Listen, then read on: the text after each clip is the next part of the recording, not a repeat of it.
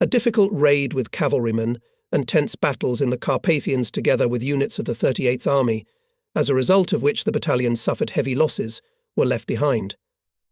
About a month we spent near the cosy Polish town of Melitz. Here we received replenishment and had a good rest. The new year of 1945 was approaching. By dawn on December 31st, the convoy of the 207th OMIB crossed the undulating deck of the high-water wooden bridge over the Vistula near Sandemir. Ice floes and ice lard floated on the greenish-black water. Nearby was a low-water bridge built during the river forcing. The width of the Vistula at the bridge reached 220 to 250 metres. And among the broken ice up and downstream there were groups of pontoons. They were kept in readiness in case the enemy aircraft managed to damage the bridge. And this precaution was not unnecessary. As soon as the last vehicle of the battalion entered the left bank of the Vistula, the Junkers raided the bridge crossing and the city. Even from afar we saw the ancient, known since the X-century, Sandemir. Clouds of smoke hung over the city, but against their background the arrow of St. Jacob's Church, pointing upwards, was quite clearly visible. The frost was biting the faces wickedly. There was not much snow, but in the lowlands and ravines the cars could hardly push through the snow. All residential and non-residential buildings in settlements near Sandemir were occupied by troops. We had to drive the amphibian all day in search of accommodation. Unnoticeably it got dark. Combat more and more often looked at his watch. With these searches and the new year can miss the new year. Have the scouts arrived? Everything is packed to the brim. And it's good that packed, strongly yelling, said Major P.M. Kochnev, recently appointed deputy commander of the battalion on political part. Strength, then.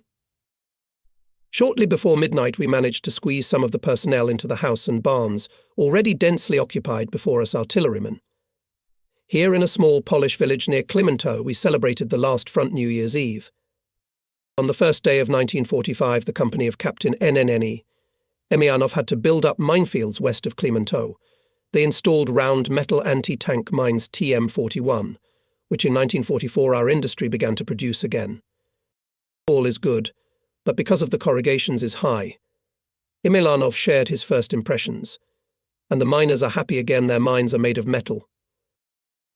Immediately recalled the reaction of our soldiers to the wooden German Holzminnen, which had to deal with a year and a half ago a Kursk bulge.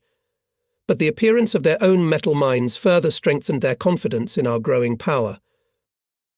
When I now think of the Sandemir bridgehead, I first of all remember two things: the unprecedentedly high density of troops and the iron discipline of camouflage. Everyone, from the soldier to the general, followed the camouflage. Fir trees were tied to tanks and vehicles for camouflage purposes, which covered their tracks in the snow.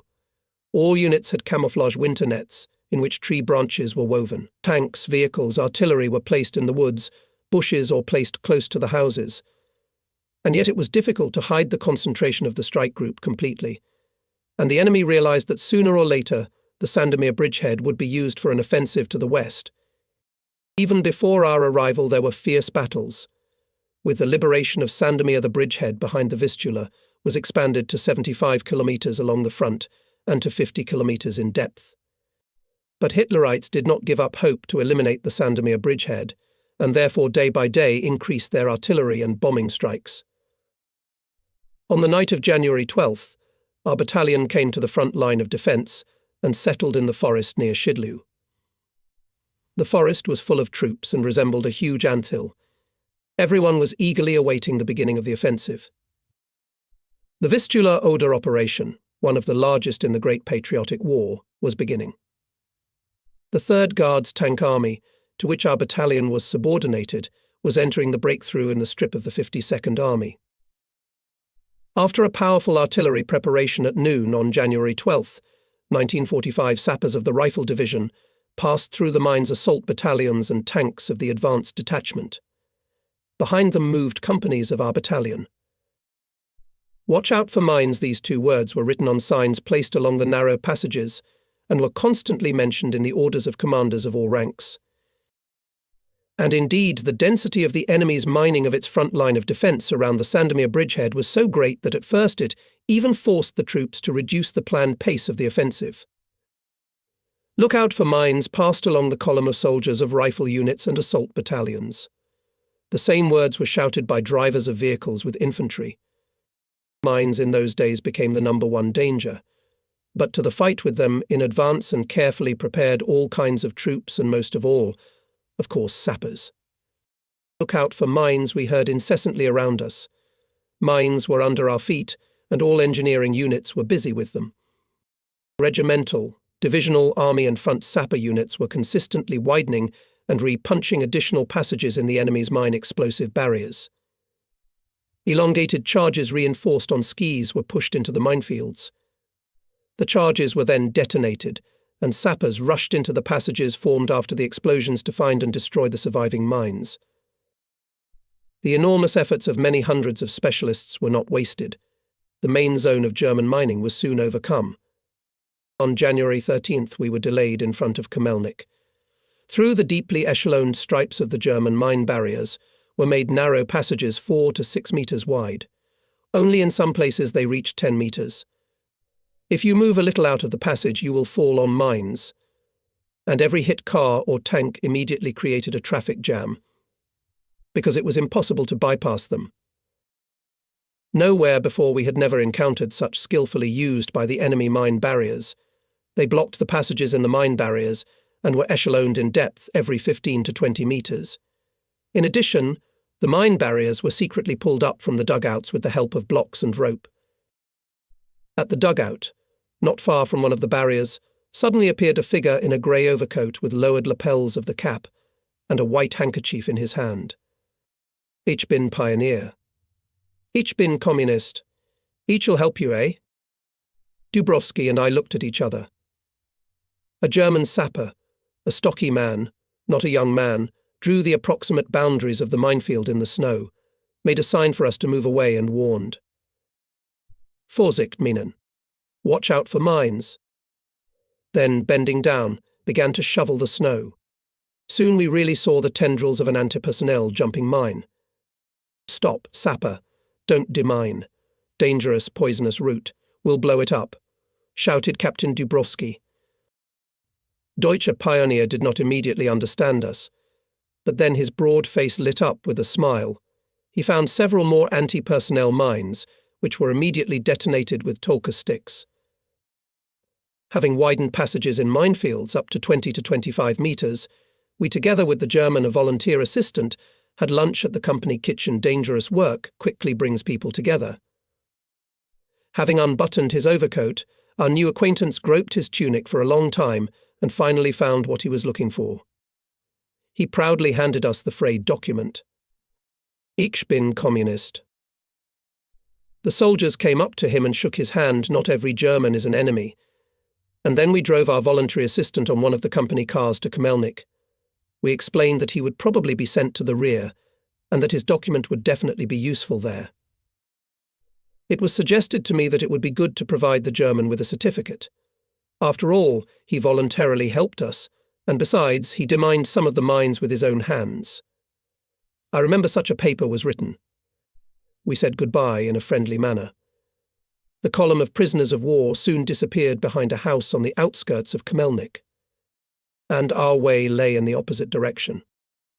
The battalion acted with the advanced detachment of the 6th Guards Tank Corps, providing mine clearance and river forcing. On January 14th, they reached the Nida River. The bridge at Moscovice turned out to be blown up. Some tanks somehow jumped over the shields laid on the ice, but the rest could not pass. Miners of Dubrovsky's company moved over the broken ice to Moscovice, but there behind the destroyed bridge they found anti-transportation mines RME and were engaged in their neutralization. Meanwhile, Emyanov's company began to assemble a set of wheeled gauge bridge. We heard the impact of ice floes on the frame supports and smooth splashes of water from the movement of sappers in rubber overalls on the water. Suddenly bullets whistled over our heads. German speech reached us. Grey overcoats flashed behind the bushes in the northern part of the village. The tankers turned their turrets and struck at the counter-attacking hit lights. "Oh shit," It's a trifling river. And how much time we lost, complained the combatant when we examined the assembled bridge. From that moment, and it was decided to organize the provision of the forward detachment on the principle of roles. One company in command with the battalion staff car went with the forward detachment.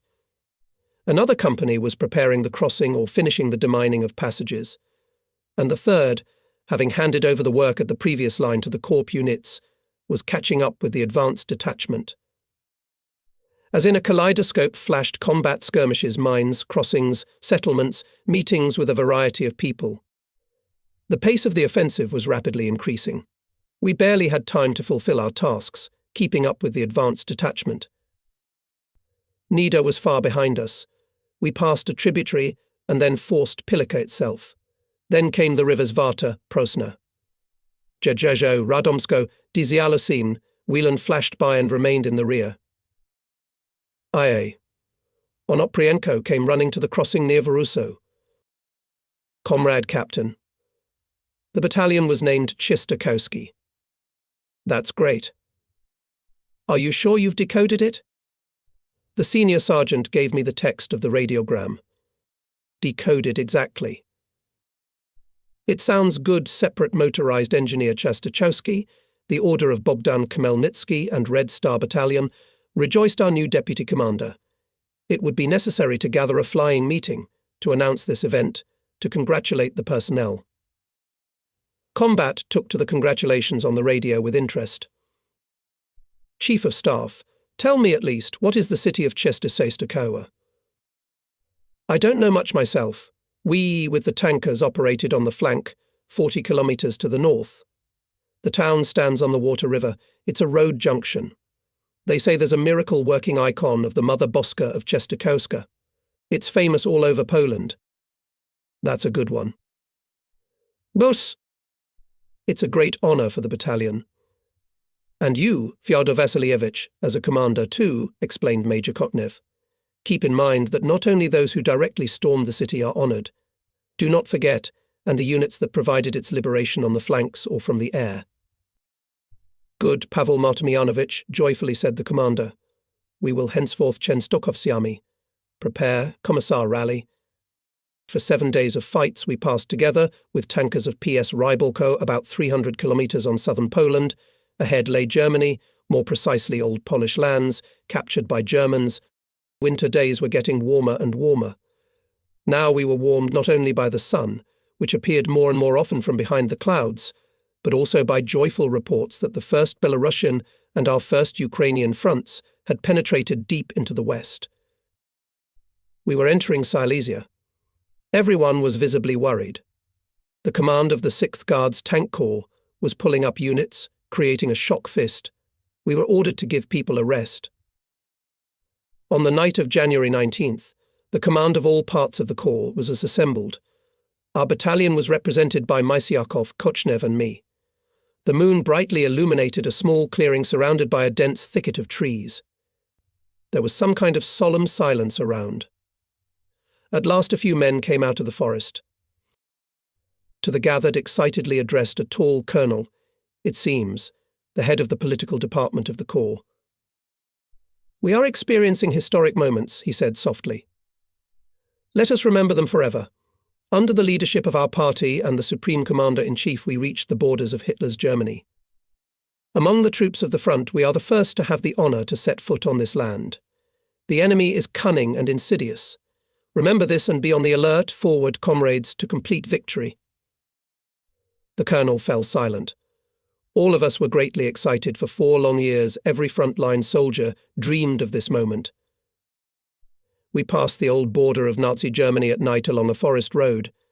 The late winter dawn did not allow us to have a good look at the small town of Karlsruhe, which was marked on our topographic maps, and was a double of the famous town with the same name, located near the Rhine. In a few hours, the battalion was already rushing after the tanks.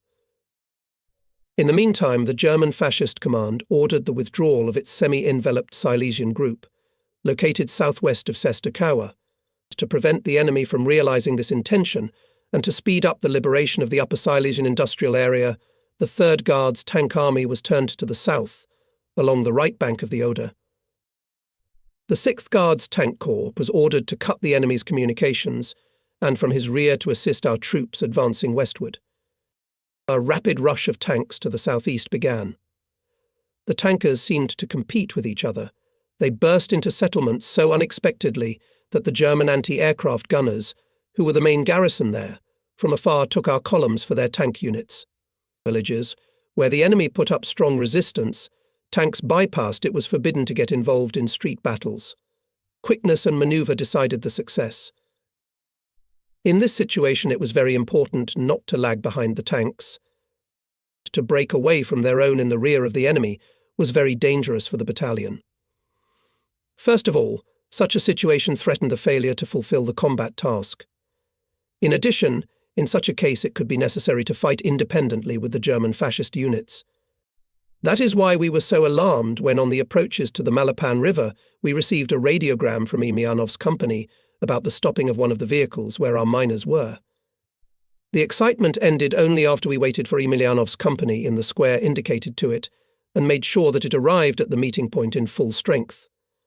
And here, not for the first time, we were helped out by the battalion's auto mechanic, Staff Sergeant Viktor Syrenko. We moved on. In the area of Liptal in front of the nose of the tankers, Hitlerites blew up the bridge over the river Malapan. The river was shallow, but the ford was mined. Having mined the ford and having repulsed the attack of the enemy, we again rushed after tanks. On the night of January 23rd, we reached the Oder south of Oppeln. Here the battalion radio, which had almost no breaks in work, began to receive codograms. Ordered to suspend work on the bridge and urgently move to the square 4738, reported on Oprienko. This is even further south, at Oderwinkel, also on the Oder. But we did not have to move to square 4738. The enemy suddenly counterattacked near the village of Alt-Bischofstuhl, and the battalion was ordered to follow the advanced detachment to the south.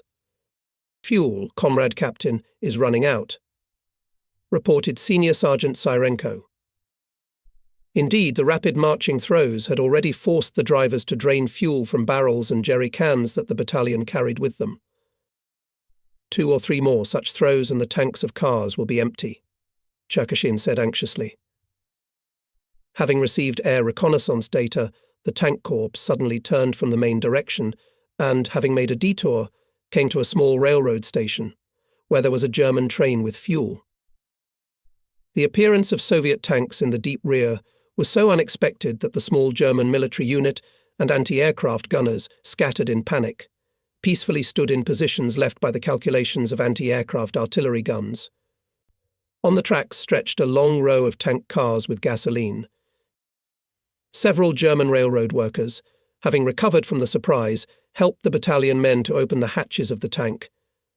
For the tankers, and for our battalion, it came in very handy. Having filled the tanks of the vehicles and taken a few barrels of gasoline, we set off again along the roads of Upper Silesia. On the road to Gleiwitz, the battalion was delayed in restoring the blown-up bridge over the Adolf Hitler Canal in the Wolsen area. Entering a small mining village, we lost the road on which the tanks were moving. Having sent a reconnaissance, we made a halt.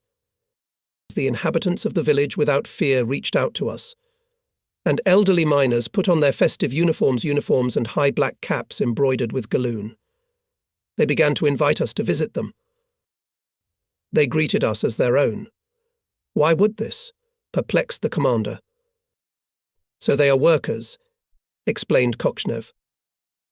It turns out, and refuse the invitation is inconvenient. But to visit the inhabitants of the village failed. As soon as it got dark, shots rang out from the neighbouring forest. Morontsev, who was breathing heavily, came running and reported. Hitlerites. We can assume up to a regiment of infantry. What was the enemy in front of us? It was unlikely that they were units retreating to the west. The front line was still far away. It was logical to assume that they were either reserves approaching the front line or just some rear unit. We were in the dark, but we understood perfectly well that the forces were very unequal, an infantry regiment and 2 incomplete companies of sappers. We had to get the vehicles behind the bridge and cover them. Start the engines, shouted Commander Cherkashinu. Together with the commander, we ran to the outermost cottages, from behind which Dubrovsky's company was already firing at the advancing troops. "Well, will you hold on, Alexei Vasilievich? The cars will pass through." And we through the canal. "It depends how long. 20 minutes, maybe I can hold out." The danger of being cut off by the enemy from the canal was growing by the minute Hitlerites broke into the mining village. Once during the battles, which we fought together with cavalrymen in the Carpathians, I already had to take off the banner from its shaft and hide it under my overcoat. That day in a German mining village I had to do it again. And the darkness of the winter night was getting denser and denser. Shooting away in the direction of the fire flashes, we moved to the canal, descended the vertical wall on the ice, and cautiously moved away from the village, listening to the sounds that reached us. The shooting continued. So Alyosha Dubrovsky is holding on. We got out of the deep channel about 4 kilometers from the village, and at dawn we saw an amphibian approaching us. Cherkashin had arrived. "I had never hoped to meet you," he shouted joyfully. We passed by a miracle. Cars in 5 kilometers, with a motorized rifle battalion. We reattached the banner to the flagpole. The battalion moved towards Gleiwitz. On the narrow road along the canal, a group of people approached us. Their striped clothes spoke for themselves. They were American pilots shot down and captured by the Nazis. After greeting us, they pushed a short, swarthy man out of the back rows. Breathing heavily from excitement, he could not begin to speak for a long time. "I myself am an engineer from Minsk. I know a little English, and the camp commandant used me as an interpreter. Lately I've been living with Americans in the same barracks. They are good guys. When Soviet tanks appeared near the camp, the guards scattered in panic, and we easily got out. After indicating the route, we supplied the American pilots with galettes and canned food, warned them that there might be encounters with the enemy, and wished them a happy journey." Another meeting took place not far from the canal at a small farm near the forest. A solid house with a mezzanine and several large brick cowsheds testified to the prosperity of the owners of the farm. When we drove up, a woman in her 40s ran out of the nearest cowshed. "Oh, are they ours? My darlings." She rushed to us and started kissing our hands. Having calmed down our compatriot, we found out that she had been brought here from Bryansk region, that her name was Vera, and that she had recently passed her 20th year. Our words hardly reached the girl's consciousness. She kept looking around fearfully, and could not believe that we were not partisans, but a regular part of the Red Army, that the terrible dream was over, and she would soon return to her homeland. Silesian miners, captured American pilots, a girl from Bryansk region, taken away by fascists into slavery, different people and different fates, but they were bound together by a single chain, the name of which was war. Soon we caught up with the tankers, who were involved in street battles in the large industrial city of Gleiwitz. In the center of Gleiwitz, several buildings were burning. The glow of the fires brightly illuminated the adjoining streets. On the huge brick wall of one of the factory buildings, a figure symbolizing an eavesdropper was painted in black paint. Above it in large letters was an inscription in German attention. "The enemy is eavesdropping," and this black figure, and the text below it looked ominously ridiculous in that setting. Gleiwitz. This name was familiar to many. After all, the events that took place in Gleiwitz became the formal pretext for the outbreak of the Second World War. On the second day Gleiwitz was liberated. We received a new order, and on January 30th we started to cross the motorized infantry on the ice of the Oder north of Ratibor. The construction of the bridge for tanks began at night near the village of Heiser. The moon illuminated the place of work quite well. By dawn the upper structure of the bridge was already being laid. But then messes struck. Long and agonizingly fiddled soldiers with knockdown piles. And again messes bombed and destroyed the bridge. I was concussed and thrown into the thick of broken ice. I had to drink Oder water. Our sappers pulled me out. At that time Hitlerites attacked the bridge, and the icy cold of the river was replaced by the heat of battle. Having liberated Upper Silesia from the enemy, the 3rd Guards Tank Army rushed to the north, to Breslau. Together with it moved and our battalion. The new 300-kilometre throw of General Rybalko's tankers was even more impetuous. Forests and settlements flashed Birkenau, Gross-Stralitz, Wallau. On February 6th, the battalion arrived in the area of Steiner and for the 5th time began to equip the bridge crossing over the Oder. It was urgent to strengthen the wooden bridge near the village of Lauban, a bridge that in its best days had a carrying capacity of 15 tons. Tanks and self-propelled vehicles of the 6th Guards Tank Corps, experiencing heavy bombing messers and Junkers, eagerly awaited the crossing. Battalion vehicles could not drive to the bridge. The problem of hauling frames and heavy runs arose. Having consulted, the commander and I decided to ask for help from the corps commander. In the terrible rumble of shelling, in the noise of working tank diesels, we hardly made out the answer of the tank captain. There by the tree stands the deputy commander. Go to him. Which one is that? The tall one. He looks like a hero. And he's really a hero of the Soviet Union, and even twice. The young Major General Jakubowski bent towards us, trying to hear the combatants' report.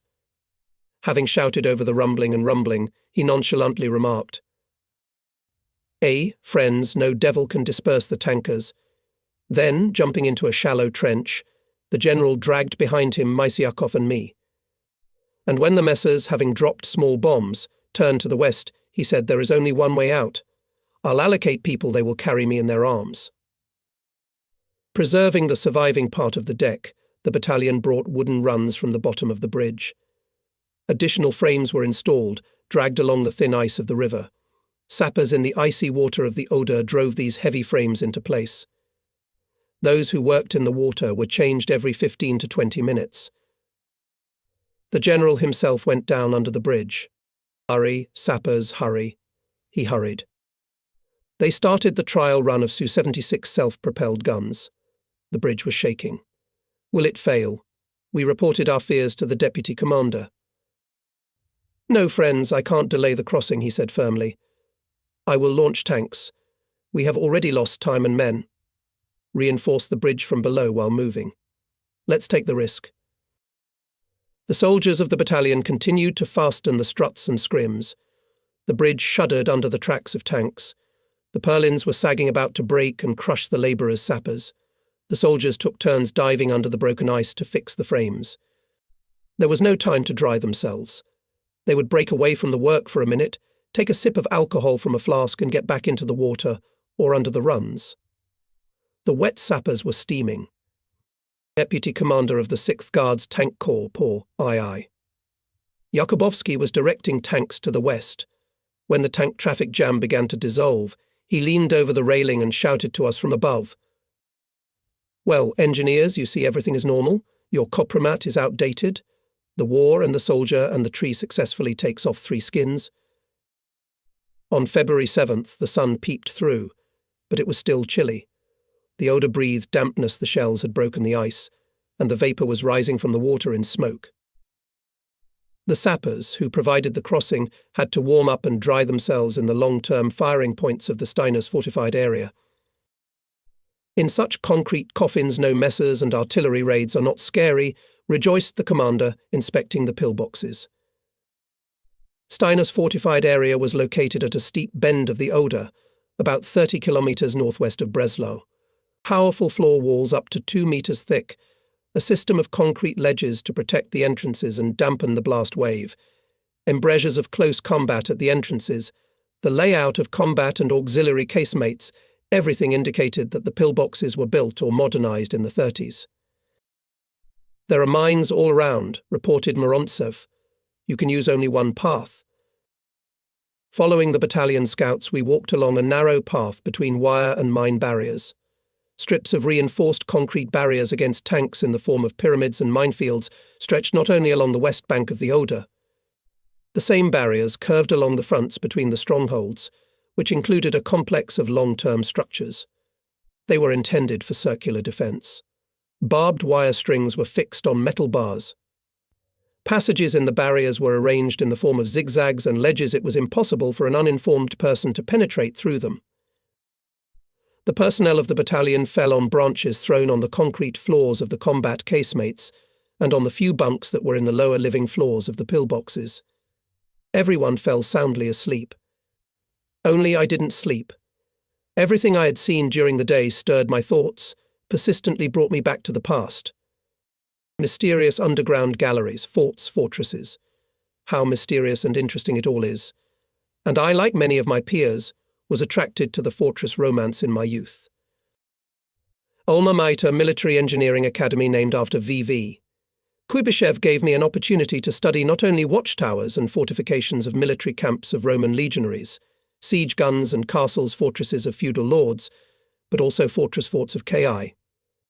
Velichko, long-term fortifications of Professors V.V., Yakovlev, S.A., Kamelkov, E.A., Yakovlev, whom I was lucky to see and hear.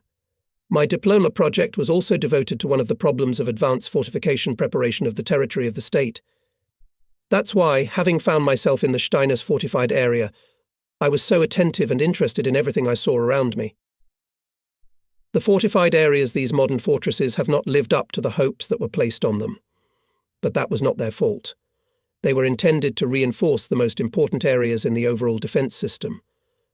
The situation on the fronts was sometimes so that the advancing troops were operating on a wide front, and the defending troops did not have time to occupy their fortified areas with permanent, specially trained garrisons, which could more effectively use reinforced concrete and firepower of the structures. The advancing troops had already more than once either bypassed the SDSDS from the flanks or carried out their breakthrough in a narrow area, making extensive use of aviation and artillery. This is how events unfolded in June 1940 at the famous Maginot Line. The creation of this long-term system of modern fortresses on the northeastern border of the country was a reasonable measure to protect France from surprises and released large offensive forces. But the Nazi German troops bypassed the Maginot Line from the Belgian side through the Ardennes, where the line was not built because of the negative attitude to it Marshal Pétain. Lorraine, Alsace and Belfort fortified areas remained behind enemy lines. The application of a vicious, purely defensive strategy actually chained 40 divisions to the place. On the role played by the Maginot Line, which cost France a huge amount of money, experts have two opinions. Some believe that the fortified areas came out of the war undefeated, others that the Maginot Line did not fulfill the tasks assigned to it. I think we should agree with the first opinion. Many commanders and fortifiers believe that fortified areas are useful in both defensive and offensive warfare. Although fortresses cannot replace an army, they are the only means to slow the advance, weaken, embarrass and alarm a victorious enemy. The fate of the no less famous Siegfried Line on the western borders of Germany was different. The Nazis used it 3 times for cover during the Polish campaign of 1939 as a springboard for an offensive to the west in 1940, and to delay the Allies in 1944. The Siegfried Line was equipped with small-scale, long-term defences. It did not have such capital facilities as the Maginot Line, but was more developed in depth. American attempts to overcome it from the start, as is known, were not successful. And only in early 1945 the Nazis left the Siegfried Line. Steiner's fortified area occupied by the field troops was broken through by the Soviet army in several sections. Insurmountable defense of Hitlerites along the Oder was broken. From the bridgehead on the left bank of the Oder a new offensive was urgently prepared. On February 8th the enemy defense on the Steinovsky bridgehead was broken through. The Soviet armies moved to the west to Neisse and to the south bypassing Breslau. Our battalion together with tankers of General P.S. Rybalko kept the direction to Neisse, and soon we broke away from the general armies. German aviation intensified its actions on the columns of tankers, but the speed of the tanks was increasing. Behind remained Braunau, Großkotzenau, Madlau. Then at last forests began, and it became more difficult for the fidgety messers to detect us. On a forest road near Ruckenwaldau, there was a forestry near a snowy meadow. Near one of the houses stood several 30-Chevers. The passenger car of the battalion command also stopped here. Soon several more tanks and armoured personnel carriers came here as well.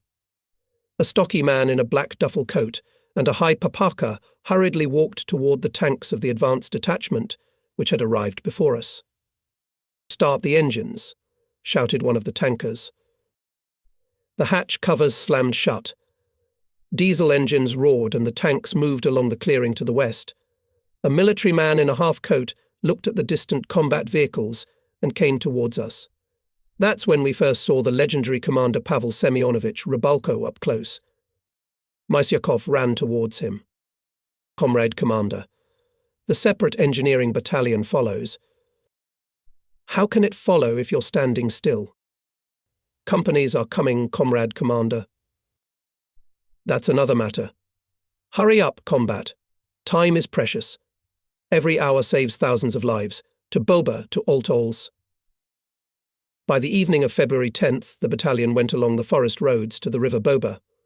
More than 100 kilometers separated us now from the Oder. It got warmer.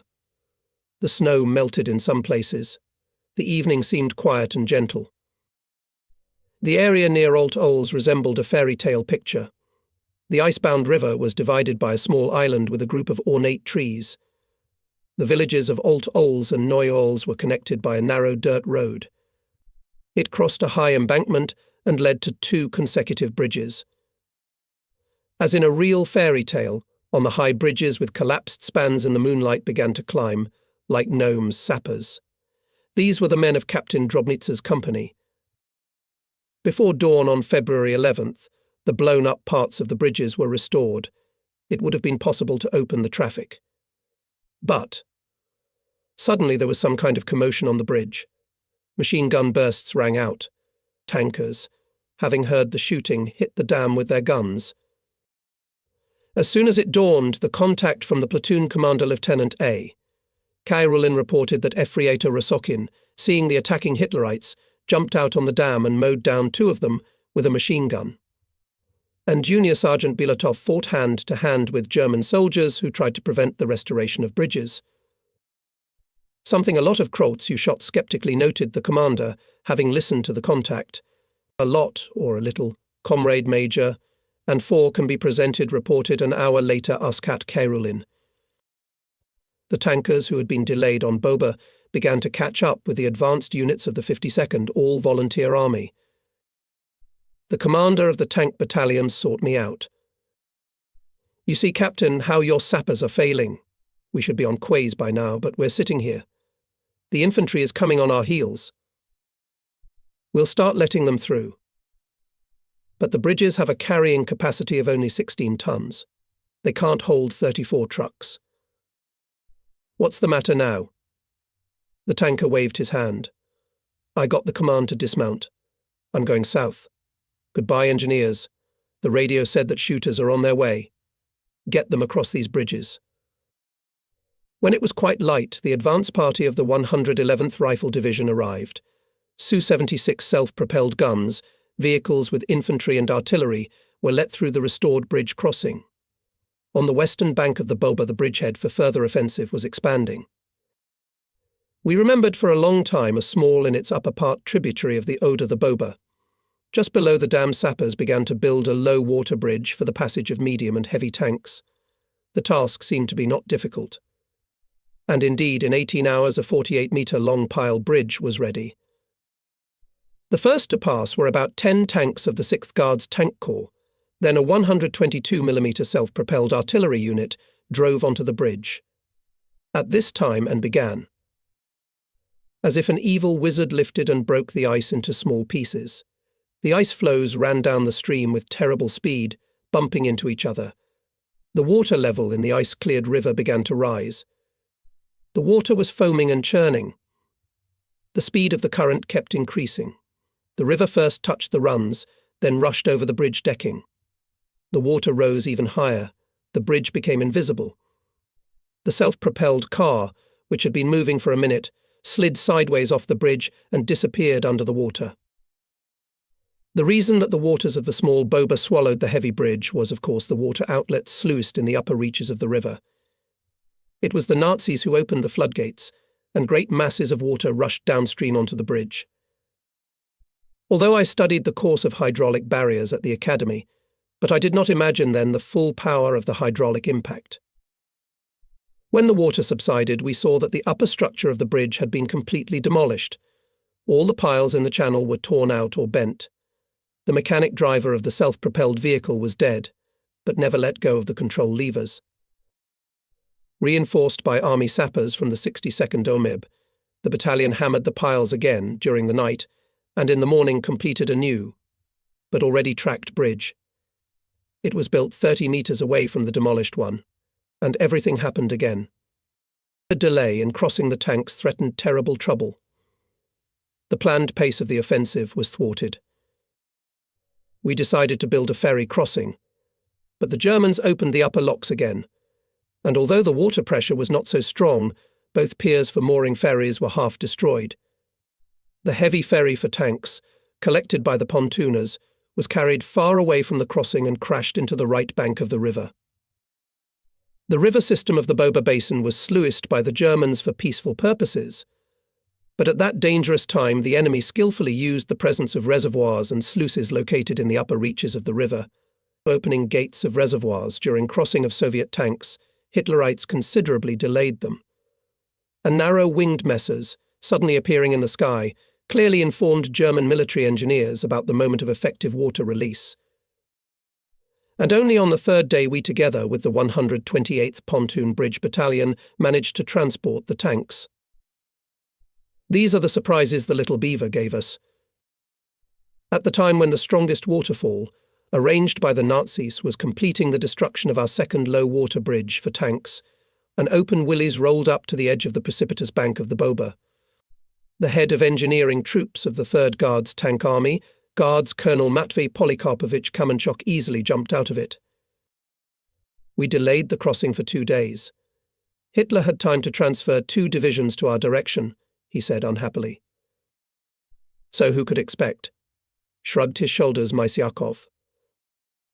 The very fact of the arrival of the Army Nashinsha to us at the crossing showed that it is given importance on an army scale.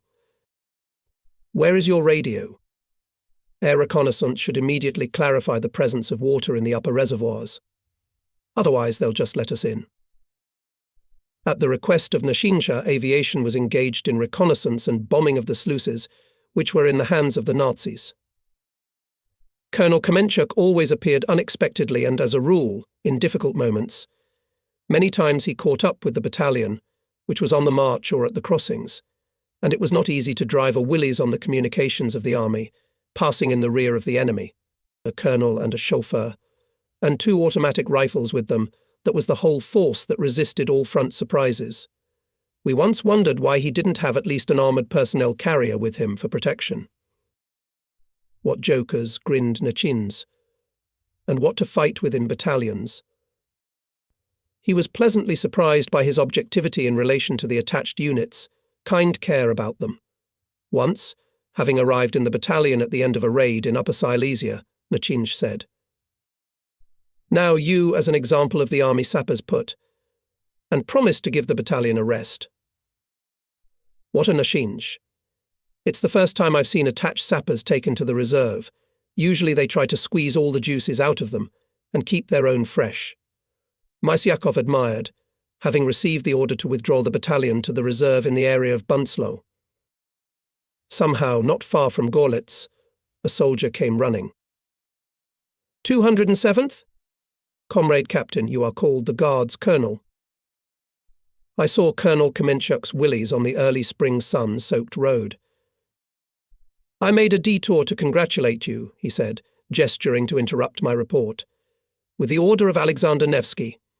I wish the battalion and you personally new successes. I saw Matvey Polikarpovich again only 13 years later at the gathering of chiefs of engineering troops. He was already a lieutenant general, chief of engineering troops of one of the major military districts, and shared his experience in organizing combat training. Although the advanced detachments of the tank, followed by the general army formations, approached Boba, the front line remained far behind us. Hitler's units and detachments were snooping around along the communications, causing a lot of trouble. The rear units suffered most of all. We also faced it in our battalion. The Chief of Financial Allowance Senior Lieutenant, i.e., Boyko went to get a salary for the personnel. We did not need money at that time, but it was necessary to issue certificates to families. Well, order is order, and he left to return with the money on the 15th. A day later, the soldier who had accompanied Boyko returned. The senior lieutenant was badly wounded, right in the eye. What happened? We were travelling by hitchhiking. At night, 30 kilometers away from the forest, the Krolts came from the woods. From the hospital I received a letter from Ivan Yermolaevich. In it he described the fight with Hitlerites. He and the accompanying soldier were saved by unexpectedly arrived tankers. And there were such things. In one of the nights on Boba, together with pontooners, arrived the commander of the 19th Army Engineer Sapper Brigade, Colonel Soldatenkov. I don't like this damn place. We have to see Gross-Golnisch. Having said that, he jumped into a Willys and drove off with the chauffeur into the greenish darkness of the night. We knew that Gross-Golnisch, a poor wooden workers' village, had been abandoned by the inhabitants. It is not pleasant to enter empty settlements, the brigade commander told us afterwards. There is not a soul around, only dogs howling. Housing, whatever it is, must be occupied by people. But that's just for the record. I walked past the houses to the Beaver. The moon was shining brightly, you could see everything like in the daytime. The ice on the river was broken by waterholes. The place for crossing is obviously suitable. The approaches are good, but the river is wider there. And the silence, by the way, is so quiet that it's creepy. Whether for this reason or for some other reason, my heart clenched uneasily. I looked around. No one. And I felt that someone was watching me. Well, I think nerves. Soldatenkov was not deceived by his premonition. The darkness of the night was cut by a short burst of gunfire.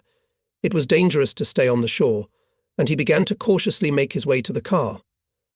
Pressing himself against the shadowy wall of the house, the colonel saw a group of German soldiers pass a few steps away from him. Looking around fearfully, they went down to the broken ice to cross the Beaver. When he reached the car, the chauffeur was dead. I grabbed Fedin's automatic rifle and hit the ice floes from behind the house. Soldatenkov finished his sad story. I felt sorry for Fedor. He was a golden boy.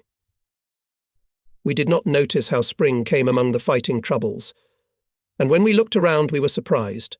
Small buds on the trees. In the fields, large thawed patches appeared on the greying snow, and the first grass timidly sprouted on them.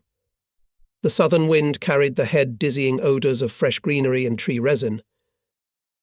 These days the battalion was subordinated to the 7th Guards Tank Corps, which fought in the northern part of the town of Lauban. To cut the communications of the Silesian group of Hitlerites, and to prevent the use of the railroad Gorlitz-Glatz, it was necessary to seize the city and the railway station of Lauban. For this purpose it was still required a very small effort. However, the situation suddenly changed dramatically. The German fascist command transferred reinforcements to the city, including units of the traitor Vlasov. Street battles broke out, stubborn, bloody, for every house and floor. The Vlazovites fought with the frenzy of the doomed. Faustniks in the houses shot tanks from the windows. Faust patrons were also used on buildings occupied by our units. Assault groups acted even from the roofs of neighbouring houses. In order to smoke out the enemy, holes were punched in the walls with the help of charges, and grenades and smoke bombs were thrown into them. 2 companies of sappers of our battalion were involved in the street battles. A soldier confident led us through the yards, floors and attics to the commander of the 23rd Guards Motorized Rifle Brigade, Colonel A. Golovachov. The energetic, thin-skinned combrig leaned out the attic window. Turning from time to time to us his face with sharply defined chin, he showed us in what place it was necessary to blow up the walls of one of the houses in which the Vlasovites had settled, and where it was better to cover the nearest alley with mines. As the attack of the Vlasovites began, they were in German uniforms with rower stripes. Faust patrons squealed, cannons coughed. In the infernal noise of the battle there were shouts and groans of the wounded. We descended into a stone sack, well surrounded by gloomy brick houses. Through the massive walls came the deafening echoes of close combat. Here, in the courtyard, we parted with Mysyakov. He went back to Golovachev, and I went to the headquarters car, camouflaged in the bushes near the edge of the city. An hour and a half passed. On the radio received a Kodogram battalion to move to mines in the area of Levenberg. I sent liaisons to the companies and to the commander. Mysyakov did not appear at once. It turns out that while he was making his way to Golovachev, the enemy occupied the first floor. Fights began in the attic. Mysyakov and some captain got out through the roof of a neighbouring house. Kombrig Golovachev stayed behind. Meanwhile, the enemy had already occupied the second floor. "And do you know what Kombrig did?" excitedly asked Mysyakov. In front of the enemy, he went down to the ground on a rope. "That's how it is, Captain." It was the third day of fighting. The Vlasevites intensified their attacks, and the Junkers were raging in the sky. The Germans continued to transfer considerable forces of tanks and infantry to Lauban. From here they launched a strong counterattack to meet their encircled 20,000 group in Glogow. Here north of Lauban, I heard about the death of twice hero of the Soviet Union Alexander Alexeyevich Golovachev. This sad news was told by MP Kamenchuk, head of engineering troops of the 3rd Guards Tank Army, who witnessed the last minutes of Golovachev's life. The 23rd Brigade was trying to hold off the enemy onslaught north of Lauban. The brigade commander was with Su-76 self-propelled vehicles and directed their fire. At that time, a shell of a German tank hit one of our fighting vehicles. The scattered fragments hit Golovachev. When the battalion's convoy was following a country road to the next mining line at Levenberg, we were overtaken by several tanks and self-propelled guns. We stopped the vehicles near a group of trees. Nearby, one of the 30 Chevas turned off its engine. Tanks of the 7th Guards Tank Corps passed us by. "Stand up, engineers," shouted the commander of the tank that stopped next to us. "Now a car with the body of Kombrig Golovachev will pass by." The front line stretched from Gorlitz to Bunslow and Breslau. Hitlerites continued to counterattack, and at Gorlitz, and in the direction of the remaining 30 to 40 kilometres behind Bunslow. Our battalion was urgently transferred there for mining the left flank of the front. Bunslow is a small Silesian town located on a hilly area. The old town hall and buildings of the German Gothic era peacefully coexisted in it, with houses of modern architecture. Cottages with traditional tiled roofs, framed by gardens, are nestled on the outskirts. One of them housed the battalion headquarters. The war had bypassed this town. Even some symbolism could be seen in it, after all. Here, in Bunslow, Kutuzov died. We mined south and west of the city. A few kilometres from Bunslow, on the road to Gorlitz, just near our minefields, we saw a modest roadside stone with the name of Field Marshal. And away from the road near the village of Obertalendorf there was a monument in the form of a wreck of a column. According to legend, the heart of the commander is buried there. On one of the days of our stay in Bunslow, we decided to see the town and the monument to Kutuzov. Walking along the white stone wall, behind which hid a low bell tower, we stopped, attracted by the noise. Our military patrol was knocking at the heavy, metal-clad vaulted gate. The metal deadbolt creaked, and the head of a young nun in a white starched headdress appeared in the oval opening. In the metal frame of the observation window she looked like a beautiful icon.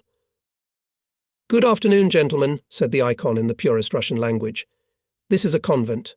The abbess earnestly asks you not to enter. It's forbidden." "Are you Russian?" exclaimed the patrol officer in surprise. "I am a servant of the Lord," answered evasively the nun. "But how do you know Russian so well?" "There are many things here connected with Russia and the Russian language." "Such as what?" "Here, gentlemen, Prince Golenishev Kutuzov fought and died, and a part of his mortal body rests in this land." We went on. On a small square, squeezed by 2-storied stone buildings, there was a cast-iron obelisk. 4 metal lions guarded the monument, on which an inscription was cast in Russian and German. Up to this place Commander Kutuzov brought victorious Russian troops, but here death put a limit to his glorious deeds.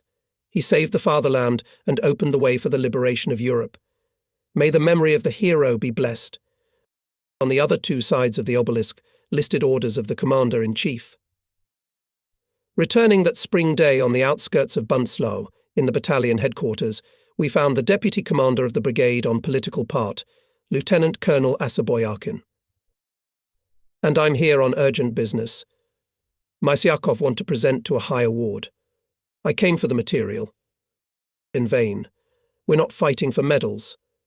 Embarrassed commander. In vain or not in vain, not your sorrow, hero. Case solved.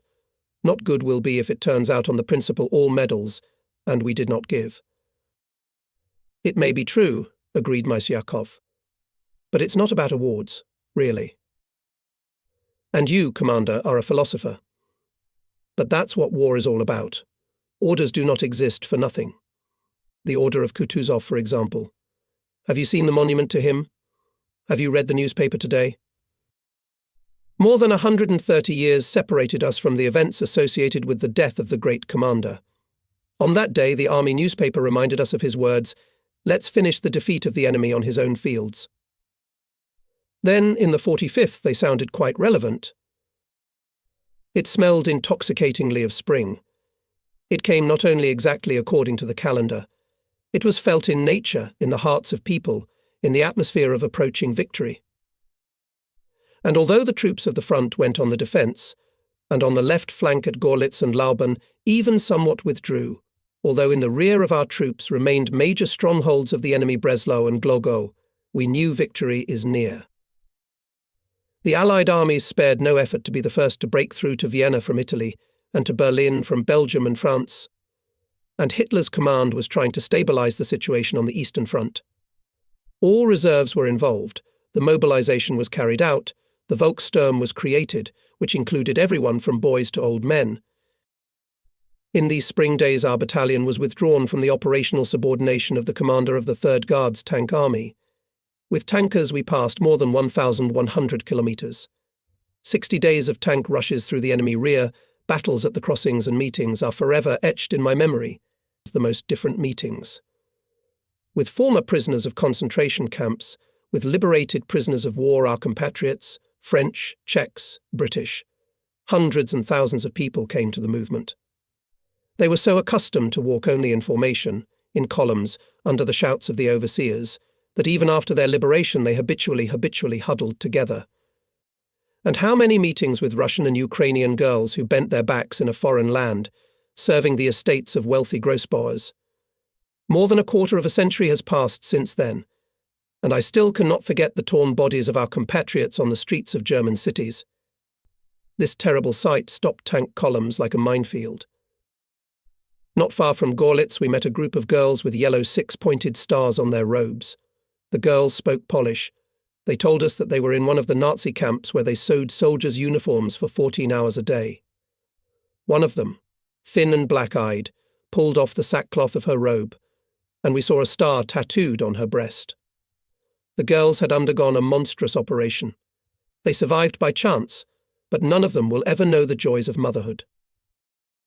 German refugees could also be seen on the roads.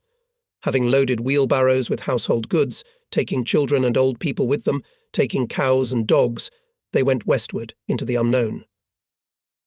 The stats and Dorfs changed. In the settlements along the roads, stone houses with red-tiled roofs stood in rows. Almost every wealthy house had books, and among them are necessarily luxurious editions of Mein Kampf, with portraits of Hitler aforehead, as if cut by bangs to the eyebrows, cold, prickly eyes, strained, unnatural smile. The author of the book was still alive then. As soon as the battalion returned to the 42nd Independent Motorized Engineer Brigade and settled not far from Breslau, we were visited by the Deputy Brigade Commander Head of the Political Department, Lieutenant Colonel Boyarkin. "You have settled in nicely," said Lieutenant Colonel, looking around the large room of one of the cottages occupied by the battalion headquarters. "And what a library! Well, here are the books of the leaders of the Third Reich. Have you ever read them? Mein Kampf or something. Anatoly Mikhailovich." Mysyakov inquired. "Yes, if I even knew German, even then I would not read." "What for?" This fascist explosive has only one way to go into the oven. You're right about the explosives. It's a book mine. Don't think that all Germans were interested in the Führer's writings. That's not why there's a book in almost every house. The secret here is simple. Mein Kampf was published in colossal editions and distributed in a forced manner. What can I say? It was even given to newlyweds as a wedding gift from the imperial authorities. Hitler's order not to step back led to the fact that under the threat of death, the commanders of formations continued to hold some settlements that were far behind our troops. After unsuccessful attempts to break through the encirclement on April 1st, surrendered besieged garrison Glogau, and 20,000 people laid down their arms. But Breslau still held on.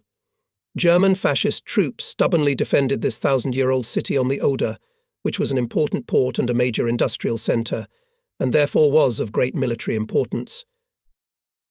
We arrived at Breslau when the German Army Corps of about 40,000 men was still hiding behind a system of long-term and field fortifications and a dense web of mine blast barriers. The reason for the steadfastness of the Breslau garrison was explained not only by Hitler's order and not even by the arrival of his special representative. The point here was something else.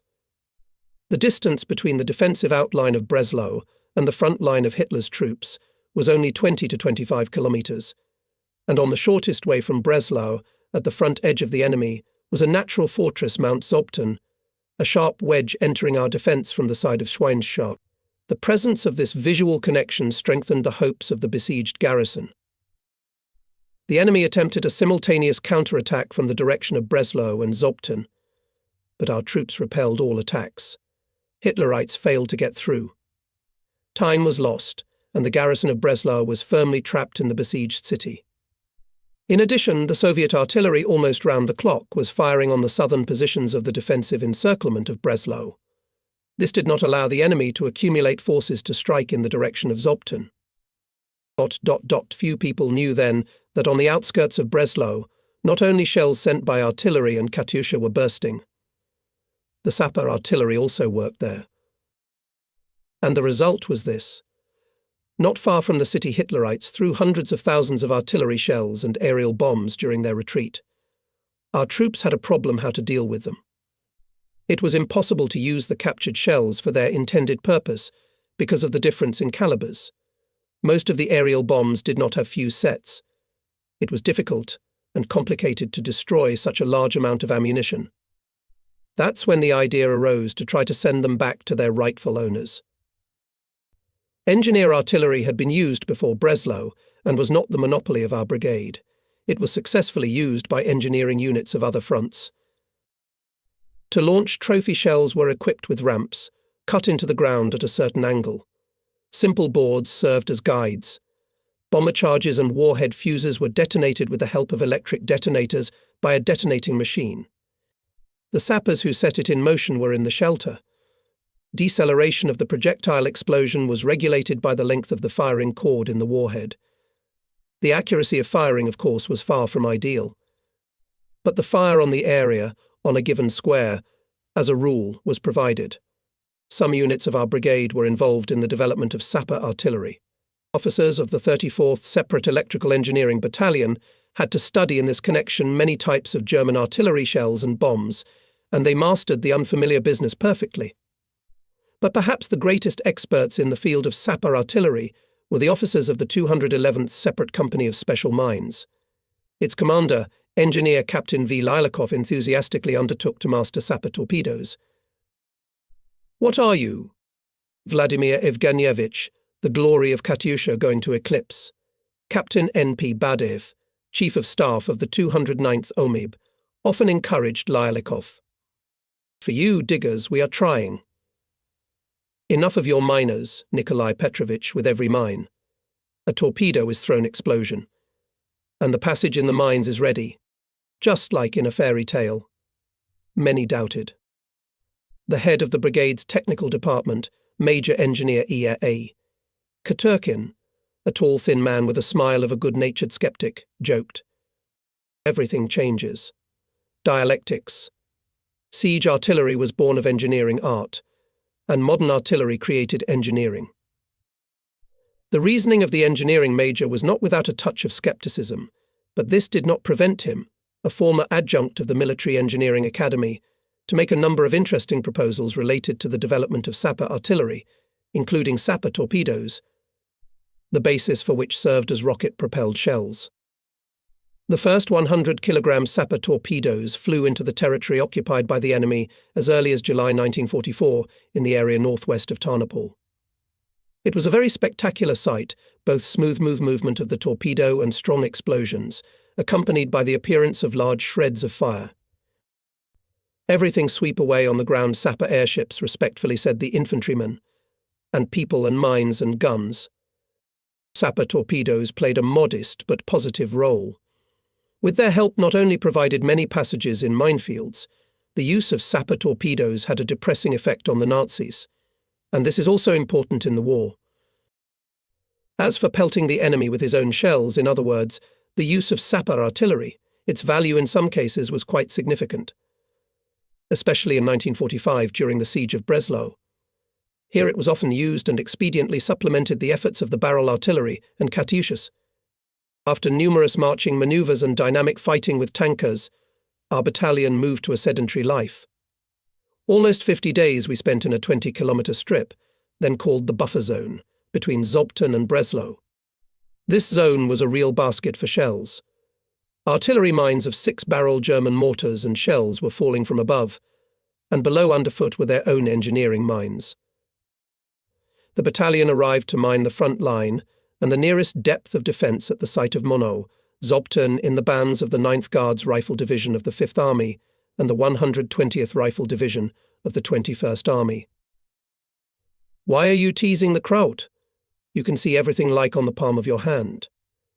"Now because of you he will start hammering again," shouted to us from a camouflaged trench artillery officer. Indeed, our reconnaissance was disrupted by a heavy hail of artillery shells and mines. We quickly took cover in shallow trenches flooded with meltwater. "Is it impossible to cut this blister?" I asked. We stormed several times. The people were laid down, and T-Sopten still hangs over us like a kite. They say that the mountain is riddled with underground passages, and the old fortress on it is a nunnery. The Krauts have made a good home there. Perhaps nowhere else have we encountered such difficult conditions for mining as at Zobten. In front of the mountain, which seemed to be artificially built by people, there was flat terrain, only in some places covered with stunted bushes. It was difficult for the miners, harder, perhaps, than on the southern phase of the Kursk Bulge, but the general situation was quite different, and the mines were placed not in the native land, but in a foreign land. Then we had to install several minefields on the front line near Mount Zobten. When, having arrived in the 3rd Company, I specified the tasks for mining, Captain N.S. Drobnica only shook his head. "You, comrade captain, commanded the company yourself, know the conditions of work no worse than ours, and you say a marvel. Even departments of our mine ace 30 mines a night will not set." Let's listen to the aces themselves. Call them. The first to enter the low door of the dugout was Sergeant N. Largin, a man of about 45 with grey whiskers and big bald spots. Largin belonged to those soldiers who responded vividly to all important battalion affairs and events. Usually calm, even imperturbable, he came to me one day in the winter of 1943/44, unusually agitated. "I don't know what the bosses think." He can see better from above. "I'm talking about mines," the sergeant said then. "You can't paint them the same colour in winter and summer. You can't put green mines in the winter, and under the snow it is easier for the enemy to find such a surprise. It's no good. Write to your superiors, Comrade Captain Largin was considered to be a very experienced miner. By the way, contrary to the theory of probabilities, he passed along the front line from Don to Elba without a single wound or contusion." "Arrived on your orders," reported Largin, baggy saluting and taking off his cap. "You, Sergeant, can be heard from a kilometre away." "It's nothing. When I go on a mission, I take measures to ensure that there is no ringing," smiled Largin, looking at his chest, where the Order of Glory and 4 medals for bravery. The second arrived mine, Ace Sergeant Ivan Scharf, a large and very agile, despite the fullness, a man. "And here is our hero," with some special warmth said the company. Barely Scharf opened the door. "Prybov, Comrade Capitan. I see that you have arrived." "I'm glad." And addressing me, Drobnitsa added, "I like people like our sergeant. He's a balanced man, he won't blink at shelling, and will approach an unfamiliar mine without fear. You could send Scharf to Zobten too, but I'm afraid that his appearance will disturb the inhabitants of the convent," said the company with a smile. "He is a prominent man. Against such an eagle even the nuns will not resist." Enough joking, Drobnitsa changed to a serious tone. "We've laughed and it will be over. The Chief of Staff gives the company a new task. We need to consult whether in these conditions we can put 300 mines a night. The nights are bright. The main thing is to plant the mines secretly to the place of work. Otherwise the Kraut will see them and be surprised," said Largin. It's true, confirmed Scharf. "In the night is like in the day. There are bushes and broken barns in this area. Maybe we should try to deliver the mines in the daytime." Largin suggested, pointing at the map. "Maskuvati Treba. What's a soldier's cunning for? We could, for example, tie branches on our backs." Near Zobten, we immediately conducted a daytime experiment. It was successful. Then we went further in the daytime. We organized the feeding of anti-tank mines to the minefield with the help of blocks and rope. And it worked. Thanks to the personal example of mine, ace sappers of Captain Drobnitsa's company for a few days installed almost 1,500 mines. Many miners were characterized not only by boundless courage. They were distinguished, I would say, some kind of thirst for risk. In our battalion, this quality, in my opinion, possessed first of all our scouts Senior Sergeant A, Risis and Sergeant P, Provorov. I have not once seen how the sergeant behaved before going on a mission. When he was sent, for example, to reconnoitre passages in enemy minefields, Risis first silently rubbed the palms of his long hands, then somehow concentrated and shrank, as if mentally imagining a meeting with danger, in which much depended not only on himself, but also on blind chance. He loved the night, perhaps because, like many miners, he could navigate perfectly in the dark, and besides, he was characterized by instant reaction and was endowed with a mysterious sixth sense of danger. And not by chance, when it was necessary to scout the enemy minefields in front of the mountain T-Sopton, where the usual danger was aggravated by the very situation, we sent to the task Risis and Provorov. "Fritz puts mines thickly," the senior sergeant soon reported the results of the reconnaissance. "Along the front 4 meters, and 3 meters deep. One mine with a bottom fuse found." To those who, like Risis and Provorov, constantly looking for one-on-one combat with danger, undoubtedly belonged to us Captain A. Dubrovsky killed Captain D, Gigolov and Senior Lieutenant A. Ivanov Senior Sergeants A, Solier, A. Shabak, and some other miners. The most surprising thing is that this quality manifested itself not only in men. Arriving near T-Sopton to the headquarters of the Sapper battalion of the Rifle Division to familiarize ourselves with the mines installed before us, we were surprised to hear that our escort would be a girl. "Get acquainted," said the Chief of Staff of the battalion, Captain Igashev, introducing a pretty blonde-haired girl. "This is our Joan of Arc. And her name is just Anya." "You're at it again, Comrade Captain," the girl flared up. "What kind of Joan of Arc am I?" "Don't be angry, Anya. The commander is calling me. You'll have to escort the captain and his comrades to the front line. Show me the boundaries of the minefields." Anya Voronko, who was acting as the assistant to the battalion chief of staff, had an excellent sense of the terrain and confidently led us to the target along the ditches covered with bushy branches. It was afternoon.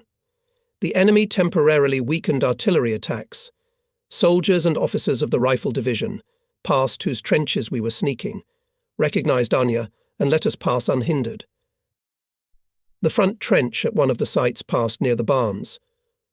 The Nazis were about 200 meters away from us. Anya knew it, and as if she was teasing them, testing their fate, running from one barn to another. "Run here. You see the trunk of a broken tree, that's the corner of the left front of the minefield," shouted Voronko. The Germans suddenly stopped firing, I demanded that Anya stop unnecessary runs.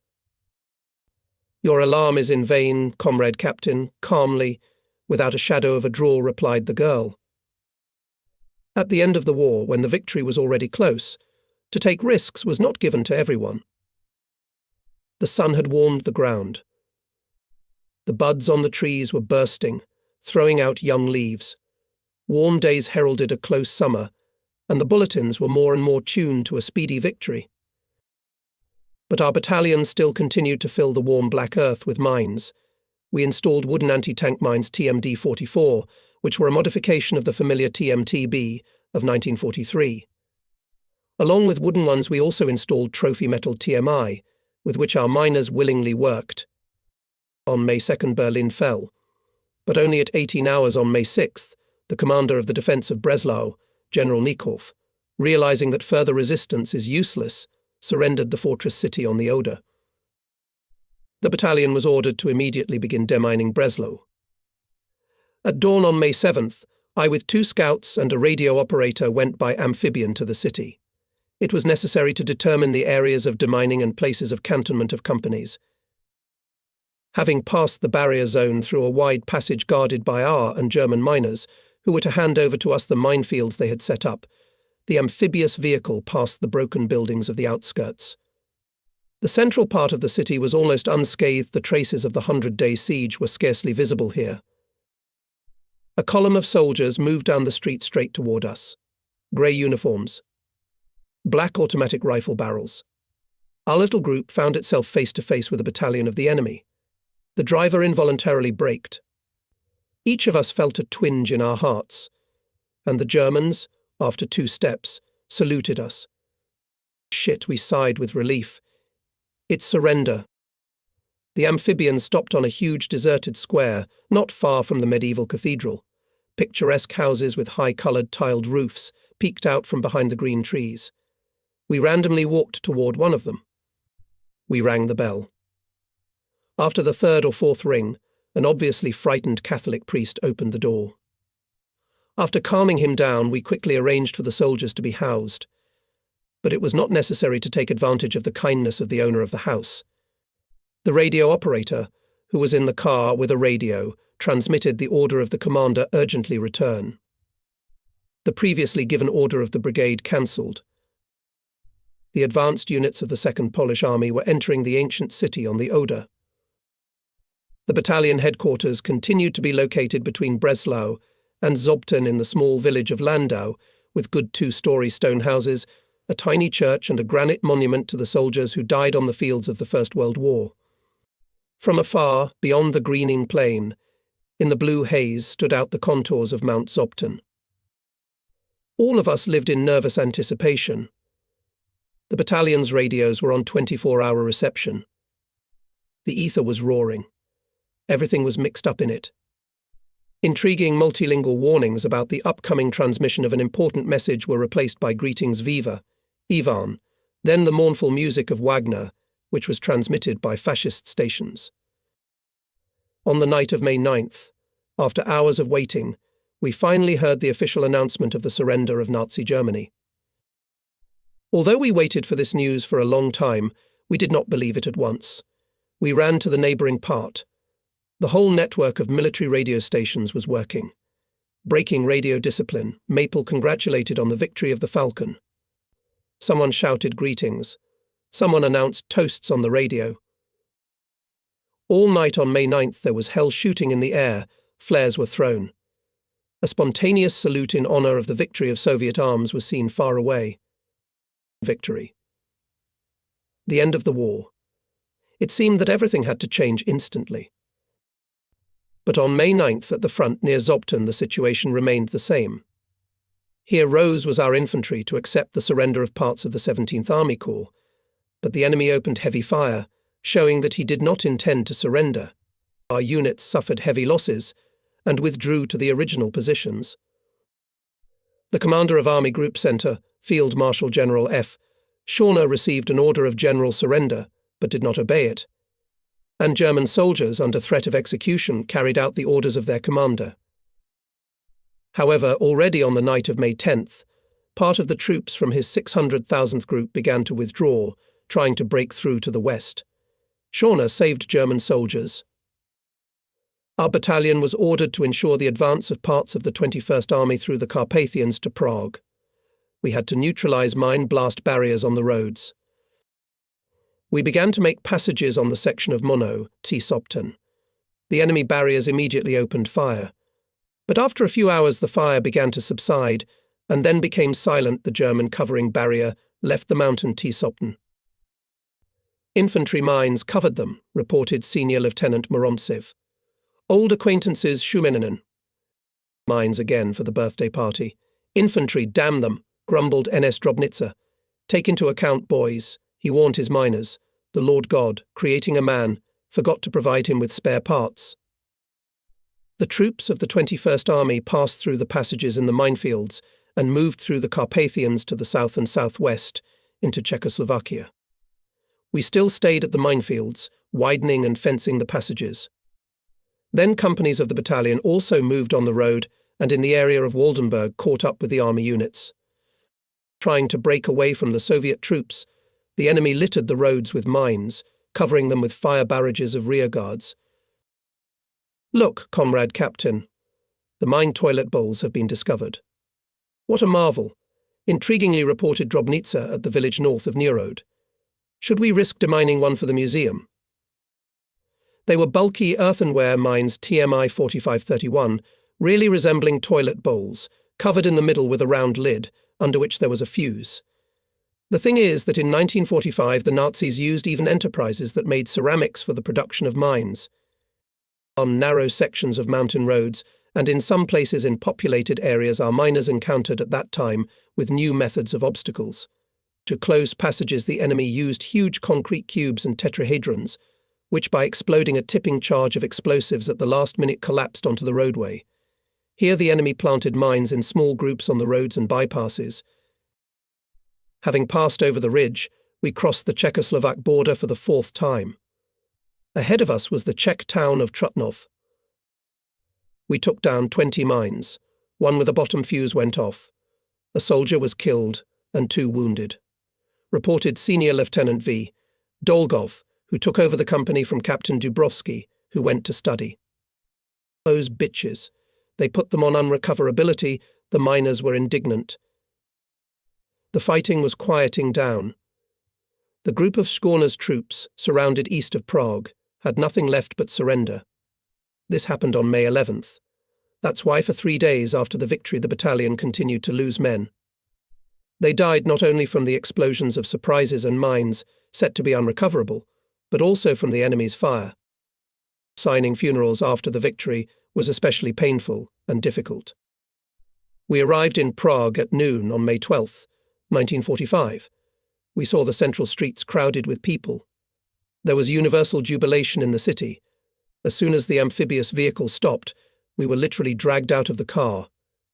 A tanker in a helmet was being carried by hand. He managed to shout, "We've got you too, fellow countrymen. Nazdar." They shouted around us. The Praggers had us in a ring. A table was immediately vacated in one of the nearest beer halls. Quarts of foaming Pilsner beer appeared, which was discussed 8 months ago at Krosno. Beer now is not what it was before the war, the Praggers apologized. In Russian, but with a strong Czech accent, they told us. On May 5th, the citizens of Prague revolted. It started at the Skoda Smychov, Walter, ETA factories. The fascists threw tanks on the barricades. Thank you, the Russians came. At the most critical moment of the Prague uprising, the advanced units of the 1st Ukrainian Front approached the city and fought on the outskirts. And on the night of May 9th, Soviet tanks burst into Prague. After having a beer, we, accompanied by hospitable Prague citizens, went to see their ancient city. Especially memorable for me was the ancient Charles Bridge. From it we admired the waters of the majestically flowing Vltava and the high walls of Hradčany for a long time. It seemed to all of us then that somewhere very near was the grey history itself. The long-awaited peace had come. The territory of Germany, divided into 4 occupation zones, was occupied by the troops of the Soviet Union, the United States of America, Great Britain and France. As part of the troops of the Soviet zone was our battalion. Peaceful life began for soldiers and officers of our unit. But we often jumped up in the middle of the night. It seemed that the war was still going on, taking the sounds of the camp trumpet playing "Wake Up." As a signal of alarm, many rushed to the weapons, which were now installed in closed pyramids. They only came to their senses when they were convinced that everything was quiet, that there was no war, that the Saxon pines were peacefully sounding overhead, and that the water was splashing quietly in the deep lake below, near the camp. Our camp was not far from the Elbe east of Dresden, which was in ruins. Fires were still burning in the city. The air was saturated with the stench of smoking ruins. Ornate pavilions of the palace ensemble Zwinger, elegant church Hofkirche, hundreds of other city buildings, picturesque city parks and intricate bridges over the Elbe. Everything was disfigured by the war. Especially suffered from American aircraft Altstadt, the old town on the left bank of the Elbe, rich in architectural monuments of the XVII century. Saxony, sung by poets, had not yet cooled down from the fires of war. On the frosted windows of the bank in Bautzen could be seen spider images of swastikas. On a sunny May afternoon, with a group of officers from our brigade, I arrived in Berlin. We were surrounded by skeletons of houses. Somewhere in the piles of bricks were digging rare citizens. In the streets adjacent to the zoological garden, monkeys jumped through the trees. We passed the shattered Brandenburg Gate, visited the shattered Reichstag, took pictures on its roof. And then the massive building of the famous Imperial Reich Chancellery grew up in front of us, looking at us with narrow slits of embrasures, which were blackened in the closed window openings. We entered the Reich Chancellery from a side entrance. An eagle with a swastika, knocked down from somewhere, was lying under our feet. After walking through the empty halls of the Reich Chancellery, along a long high corridor, we found ourselves in the office of the Führer. Here I remembered those who had died. I remembered how Company Commissar Volodya Nazarov had dreamed of visiting Hitler's residence. But Volodya didn't make it to Berlin. Zhigalov and Barabashov didn't make it. Many people didn't make it. The Reich Chancellery had several floors underground. In the underground shelter, where a narrow escalator led, it was dark and damp. Reddish water flooded the rooms of the bunker, where Hitler spent his last hours. Now, on the place where the Imperial Chancellery used to be, one can see a green overgrown wasteland resembling a huge grave mound. The 1,000-year Reich, which was trumpeted by fascist ideologists, existed for 12 years. And these years entered into the history of mankind one of the blackest pages. After the thunder of battles in Germany established a peaceful silence. Apathy, caused by the shocks experienced, gradually replaced by Germans' hope for a better future. Many people in Saxony were looking for an opportunity to talk to us about their tomorrow. Germany was waking up from its slumber, the 12-year dark sleep of the fascist regime and the wars. Time was doing its work. Recent military events were fading into history. The new Germany was beginning a new life. Soon our engineering brigade was placed at the disposal of the commander of the central group of Soviet troops. It was to be redeployed to Austria. Austria, just like Germany, was divided into 4 zones. The entire eastern part of that country, including much of Lower Austria and Bergen, was a zone of the Soviet Union. In 1945, there were about 1 million foreign labourers and prisoners of war in Austria of 6 million people. Dozens of death camps were housed here, and among them Mauthausen, in which on February 18, 1945 died a professor of our military engineering academy, General Dmitry Mikhailovich Karbyshev.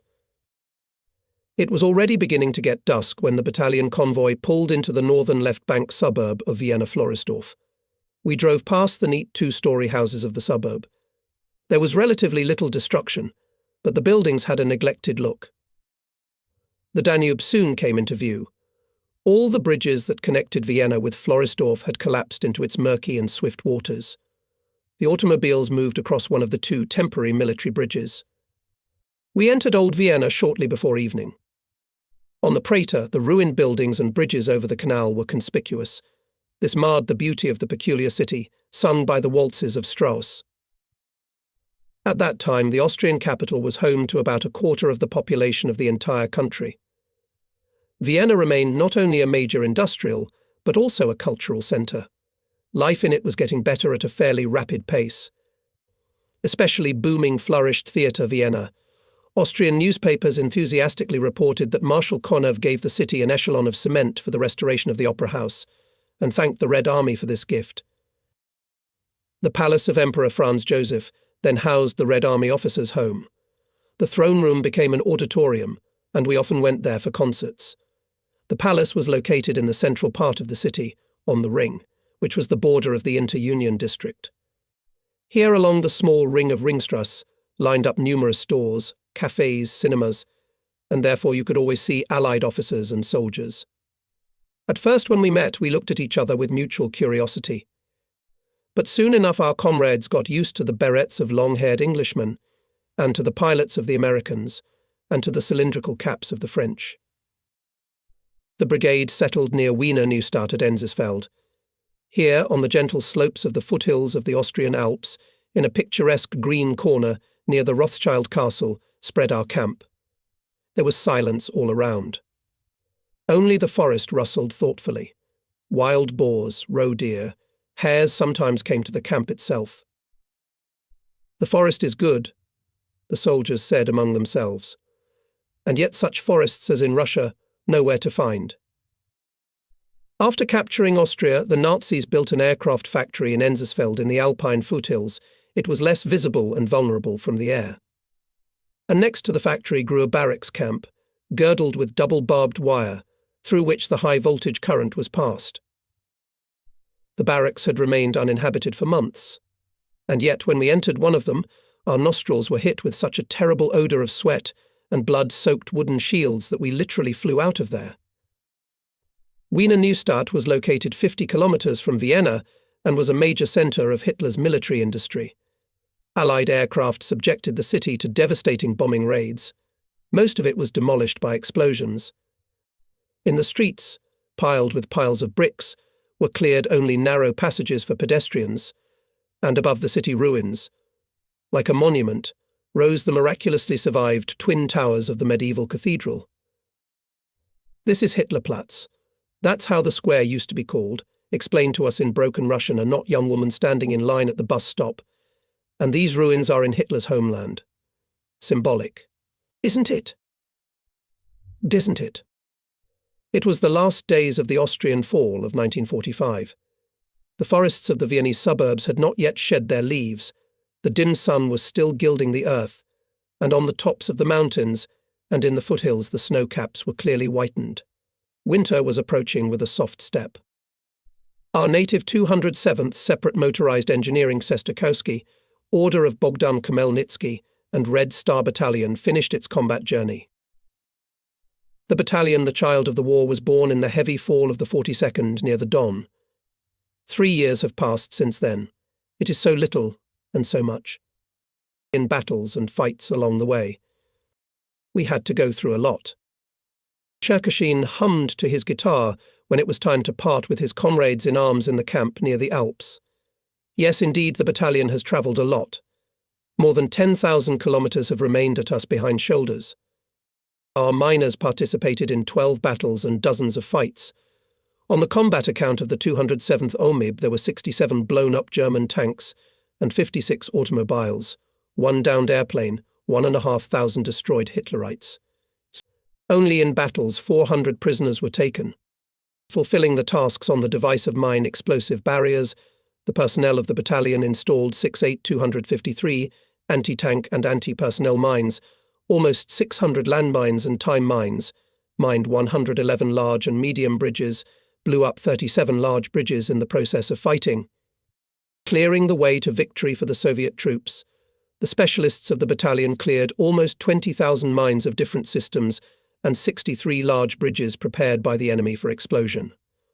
How can you list all of them? More than 600 kilometres of roads, for example, were checked for mines.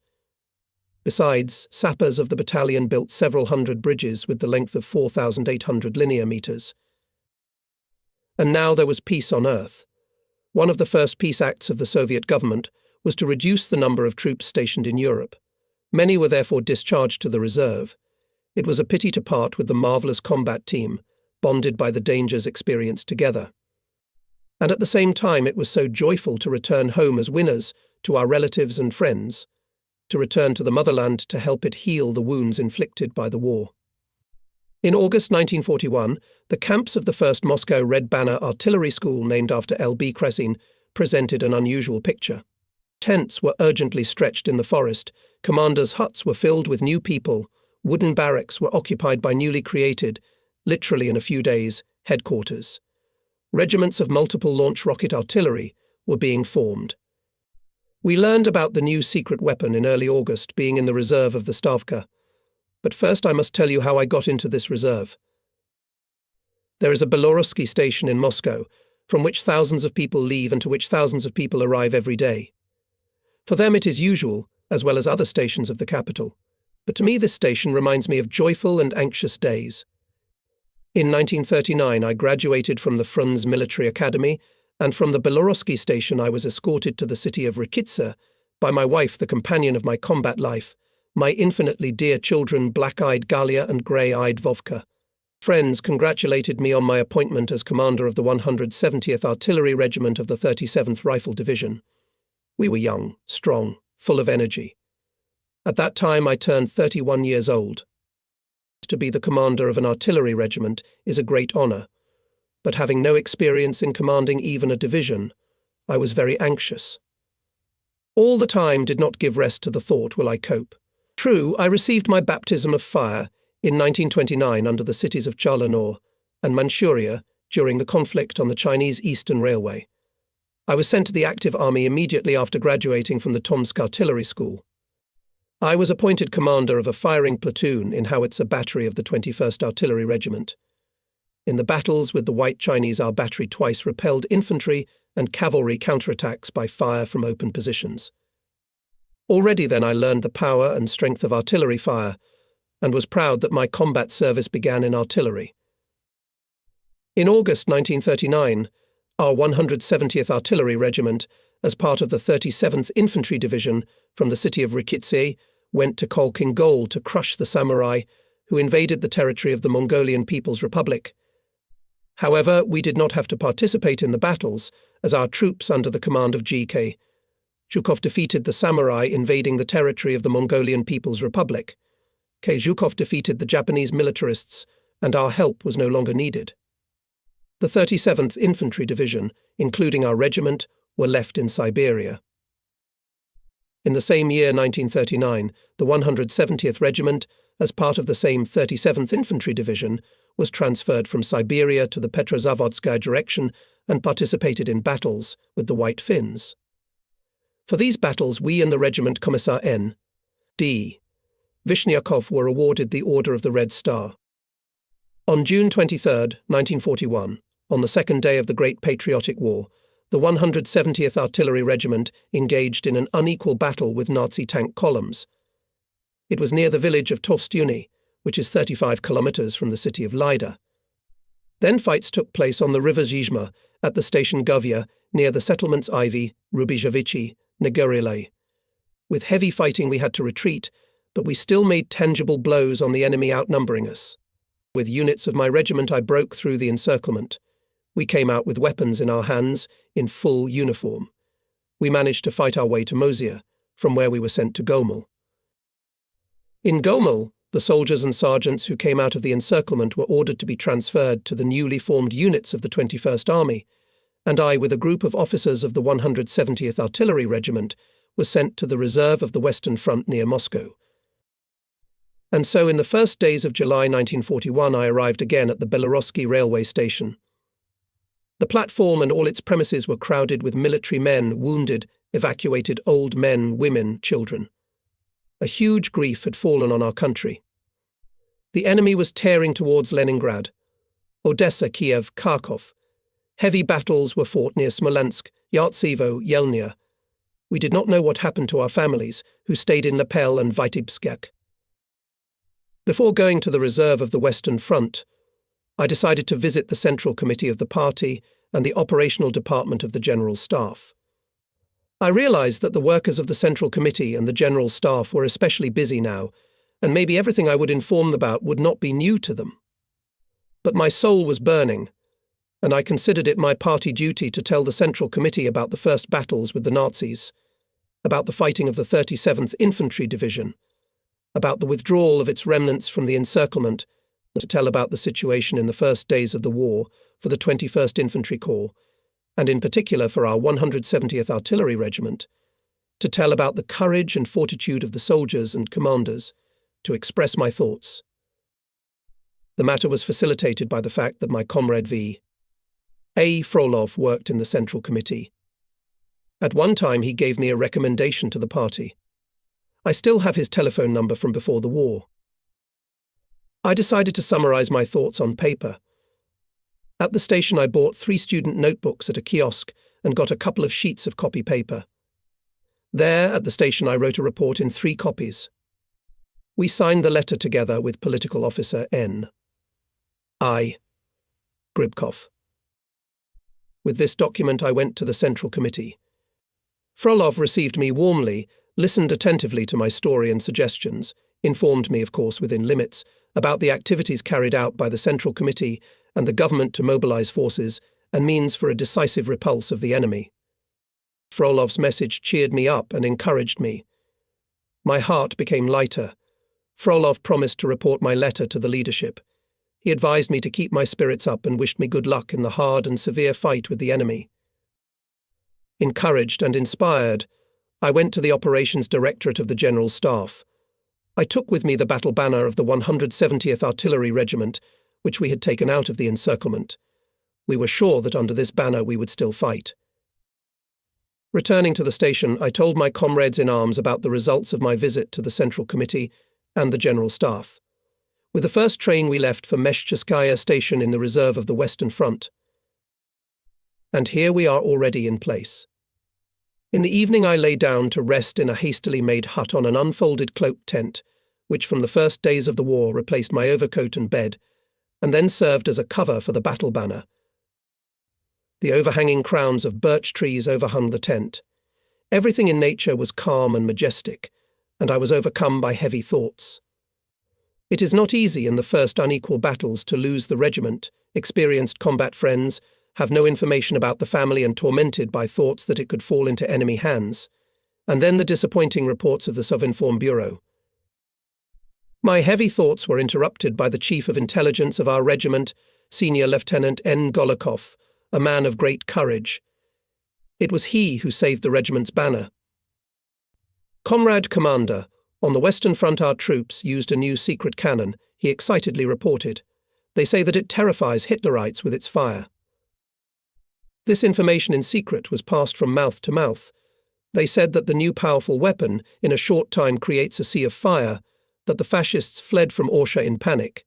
They said, how I wanted to believe that all this was not fiction, but the truth. A few days later I received an order from the Field Department of the Western Front. I was ordered to urgently go to the 16th Army, which fought at Yelnya and Yartsevo, and in its artillery units to select 8 officers. At my disposal was allocated a semi-truck with an experienced driver. Senior commanders were ordered to provide me with full assistance in the fulfillment of the task. On the second day I was in the active army. Arriving in artillery units, after presenting my documents I asked to name the best division and battery commanders. To tell the truth, I was not very happy to be given this information. I understood the commanders who wants to give the best officers, and even during heavy fighting. But an order is an order. I happen to have a copy of one of the orders of that time. Here it is. The commander of 721 Gap. The army commander ordered selected by the representative of the Zap Front Major Nestorenko commanders immediately seconded to the personnel department of the Zap Front. In case of absence of these commanders in the unit, immediately replace them on the instructions of Major Nestorenko from among the best combat commanders. The document was signed on August 8, 1941 by the Chief of Staff of the 16th Army, Colonel Shaliyev, and Military Commissar Sedenkov. It took me 2 days to fulfill the order of the Field Department of the Western Front. By the specified date, I arrived with a group of commanders in the camps of the 1st Moscow Red Banner Artillery School, named after L.B. Krasin. Here worked a commission of the Central Committee of the party. It selected officers for parts of reactive artillery. The formation of regiments was entrusted to the head of the school, Colonel Yuri Pavlovich Bazanov, now Marshal of Artillery. This tall, richly built officer was distinguished by his stern demeanour. Powerful, loud voice, decisive, confident movements testified to an extraordinary force of will. The headquarters of the formation was headed by Lieutenant Colonel V.I. Zadorin. Military roads then more than once brought me together with them. The list of officers with whom I arrived was ordered to submit to the Central Committee Commission. After a while I myself was invited there. The chairman of the commission asked me to tell about myself, about my combat path, about how I found myself in the reserve. The members of the commission also asked a lot of questions. Finally, they told me that I could go out and wait for a decision.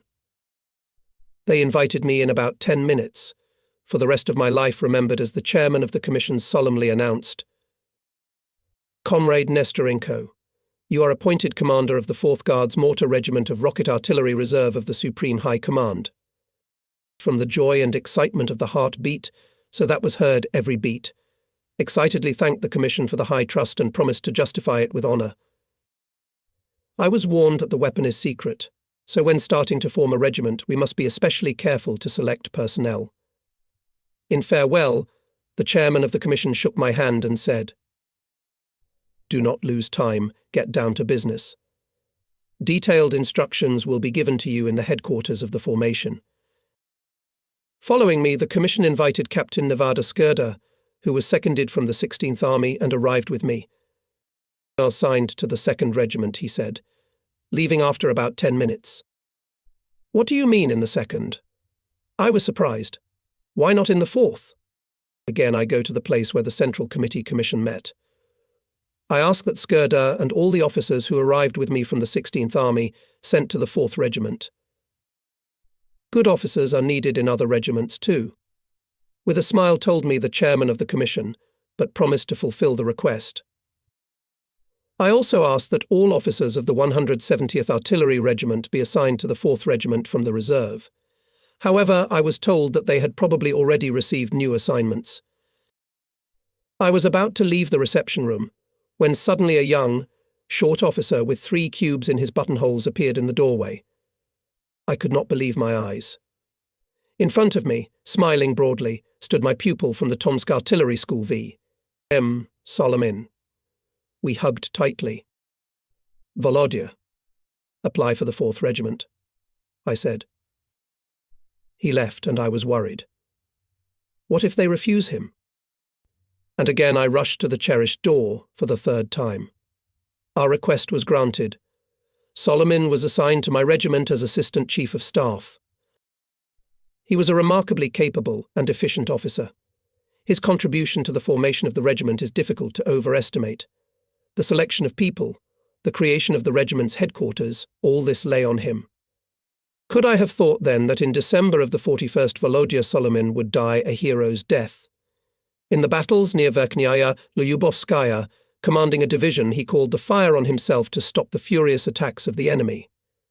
Conscripts, future Guards soldiers were arriving to the camps in a continuous stream. On the basis of the order of the Supreme High Command, the formation of the first 8 regiments of rocket artillery was started here. The newly created regiments were named Guards Mortar Artillery Regiments of the Reserve of the Supreme High Command. Teams of conscripts consisted mainly of Muscovites and residents of the Moscow region, communists and Komsomol members. Thus, our 4th Guards Regiment was 2/3 staffed by communists and Komsomol members. And later on Komsomol units were created, such as the 85th Guards Komsomol Mortar Regiment. Day and night worked the regiment headquarters. Until the arrival of the Chief of Staff, Captain I, Gromov, all the work was carried out under the leadership of Senior Lieutenant V.M. Solomin. He was greatly assisted by Senior Lieutenant G.A. Drozdov, one of the first officers who arrived in the regiment. comrades from the Commission of the Central Committee of the Party, the commander of the Moscow Military District, General P. A. Artemiev, a member of the Military Council of the district, K.F. Telegin, were constantly interested in the progress of the formation. When will they give the combat units? Impatiently asked J.P. Barzanov, regimental commanders. You will get them when you swear in the Guards, he replied, and for now, study weapons means of communication. You have a lot of work. There was indeed a lot of work. The formation was going on around the clock. We had to solve simultaneously a lot of urgent organizational issues to select those arriving by specialties, to distribute them among the units, finally to feed, wash, haircut them. It was necessary to receive uniforms and equipment, weapons and transport vehicles, to form combat units and rear services, to create party and komsomol organizations, to solve the issues of clothing and money allowances, technical support. On the fourth day after the beginning of the formation arrived Regiment Commissari N. Radchenko, who had just graduated from the Lenin Military and Political Academy. He found my tent in the woods, clearly military style, introduced himself. High, trim, in a new, well-fitting uniform, Battalion Commissar Radchenko made a good impression. However, I immediately remembered another man, the Commissar of our 170th Artillery Regiment, ND, Vishnyakov. This is with whom I would again like to fight shoulder to shoulder, but alas, he was no longer alive. I became the commander of the 170th Artillery Regiment in April 1939, and soon Nikolai Danilovich Vishnyakov, for me just Kolya, was appointed commissar. With him we studied together in the Tomsk Artillery School. He was an erudite, richly gifted, soulful man, a great optimist. In his cadet years he was considered an unsurpassed dancer, had a good voice, willingly sang in company and amateur art concerts. After graduation from art school, Vishnyakov, like me, commanded a platoon in an artillery regiment and participated in battles with the White Chinese during the conflict on the Sel. Then he commanded a battery, was a pomnikstab of the regiment. In May 1939, Nikolai Danilovich graduated from the Lenin Military and Political Academy and came to us. I could not dream of a better commissar. In the battles with the White Finns, Vishnyakov fought bravely. At this time, his extraordinary military talent was especially bright. Vishnyakov's appearance in the units always left an indelible impression on his subordinates. He seemed to radiate optimism and energy. It was a man beautiful internally and externally. People were drawn to him, opened their souls to him, shared their sorrows and joys. Nikolai Danilovich did everything with some extraordinary rise, easily, simply, joyfully. He knew perfectly well artillery and rifle business, material part of artillery. Besides, he was a fiery orator, an excellent lecturer and methodologist. He was fond of equestrian sport and was a good horseman, had a great command of the checker. Everyone loved and deeply respected him for his knowledge of the business, soulfulness, simplicity and versatility. We often went out with him in the evenings to the riding arena, to cut vines, to compete in overcoming obstacles. I often thought about how generously nature rewarded him with all the best human qualities, how easy and pleasant it was to work with him. His sound, clear mind, his optimism always helped in solving controversial issues. He was a real commissar. Our friendship with him was tested in battles. Before the war, Vishnyakov was appointed commissar of the newly formed anti-tank fighter brigade near Grodno. Participating in the reflection of a tank attack on one of the first days of the war, he died a brave death. I was later told about his heroic death by the commander of the division, Captain P.N. Gusha. Getting acquainted with the new commissar, I thought about Vishnyakov, mentally asked Radchenko, can you be like him? Otherwise it will be difficult for us to work together. Fortunately for me, in the character of Commissioner Radchenko was a lot of traits inherent in Vishnyakov. I was pleased to learn that Radchenko, like Vishnyakov, before entering the academy commanded a battery and knows artillery and gunnery perfectly. Before the army, Radchenko worked as a chauffeur, has a driver's license of the first class. To have a commissar who knows automobile equipment perfectly well is not bad at all. I immediately asked him to take control of the selection of drivers of combat vehicles and auto-technical staff of the regiment. In response, Radchenko smiled and said with confidence, "I think I can cope with this task." We quickly found a common language with him, and our work went amicably. From the first days of his stay in the regiment, the Commissar focused on the study of personnel, communists and Komsomol members, the creation of party and Komsomol organizations in the units, political training and political informations, providing soldiers with newspapers. Business qualities of the Commissar, his tactfulness and cordiality won him respect among the regiment's personnel. In the units, as they were staffed, immediately began combat training and political classes. All soldiers before receiving combat vehicles studied rifles, grenades, pistols. Firing exercises with personal weapons were conducted. As soon as the first combat units arrived, with the command staff of the regiment immediately organized classes to master them. The training was as follows. The unit under a cover was brought to the forest, to a clearing. A guard was posted around it. Classes were conducted by officers from the main artillery directorate, militarymen and engineers from the compressor plant, where these combat vehicles were manufactured. I remember that the appearance of the unit under the tarpaulin cover resembled a pontoon, and when the cover was removed, before our surprised gazes appeared an ordinary 3-axle truck C6, on the chassis of which was mounted some metal truss. What is the formidable power of this very simple machine, we mentally asked ourselves. We were given very scanty information about the BM-13 combat vehicle data on the range of fire, speed. Our lecturers became especially terse when it came to the projectile. Information about it was given only within the limits of operational necessity. We were told how to store shells, how to transport them, how to handle them, how to set the fuse for fragmentation and delayed action. The soldier must know how to handle the machine and the shell we were emphasized.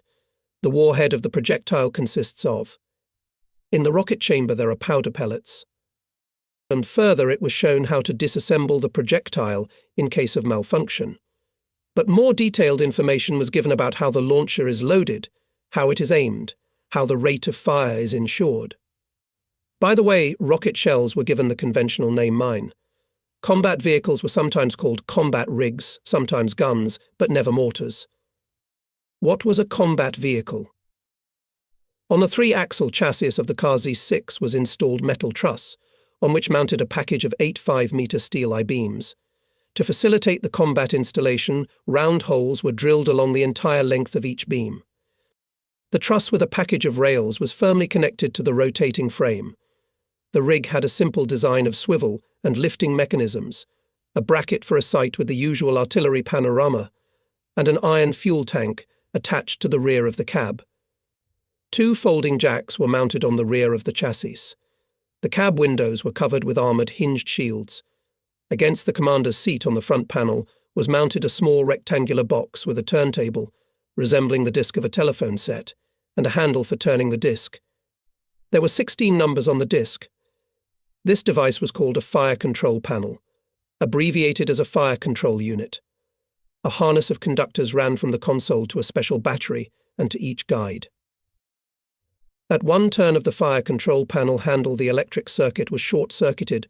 The squib, placed in the front part of the rocket chamber of the projectile, was activated, the reactive charge was ignited, and the shot was fired.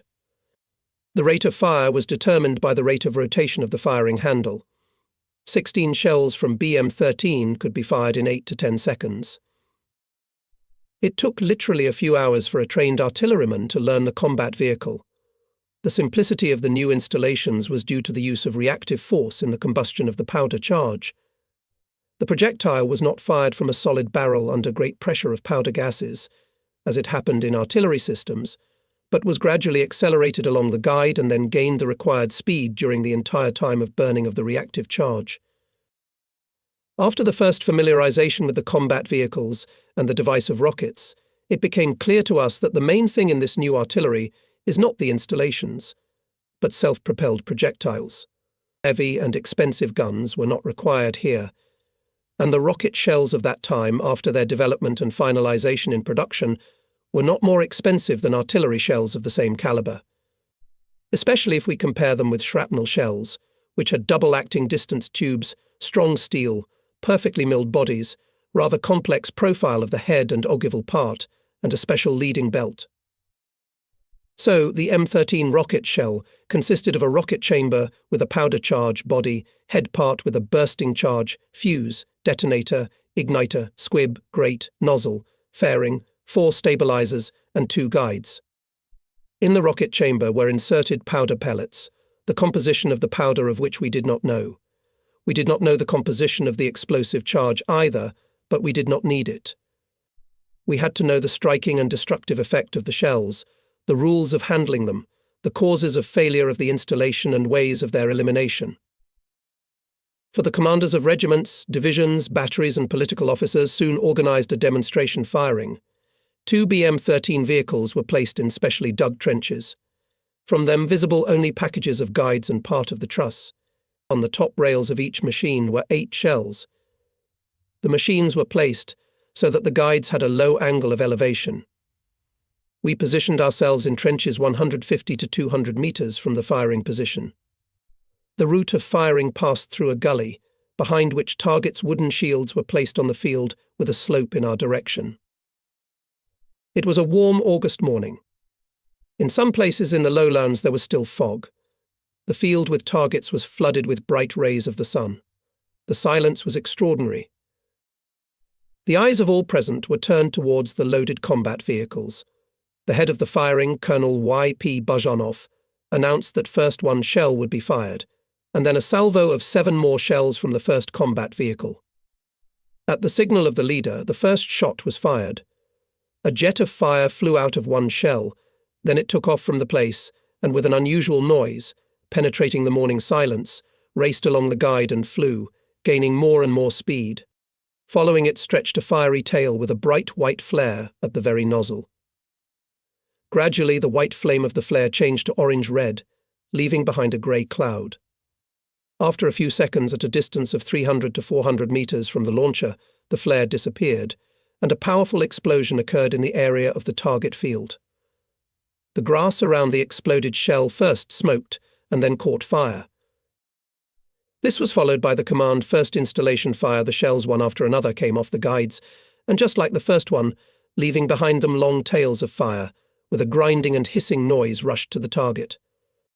Explosions sounded with a thunderous roar in the area of the targets, and pockets of fire erupted.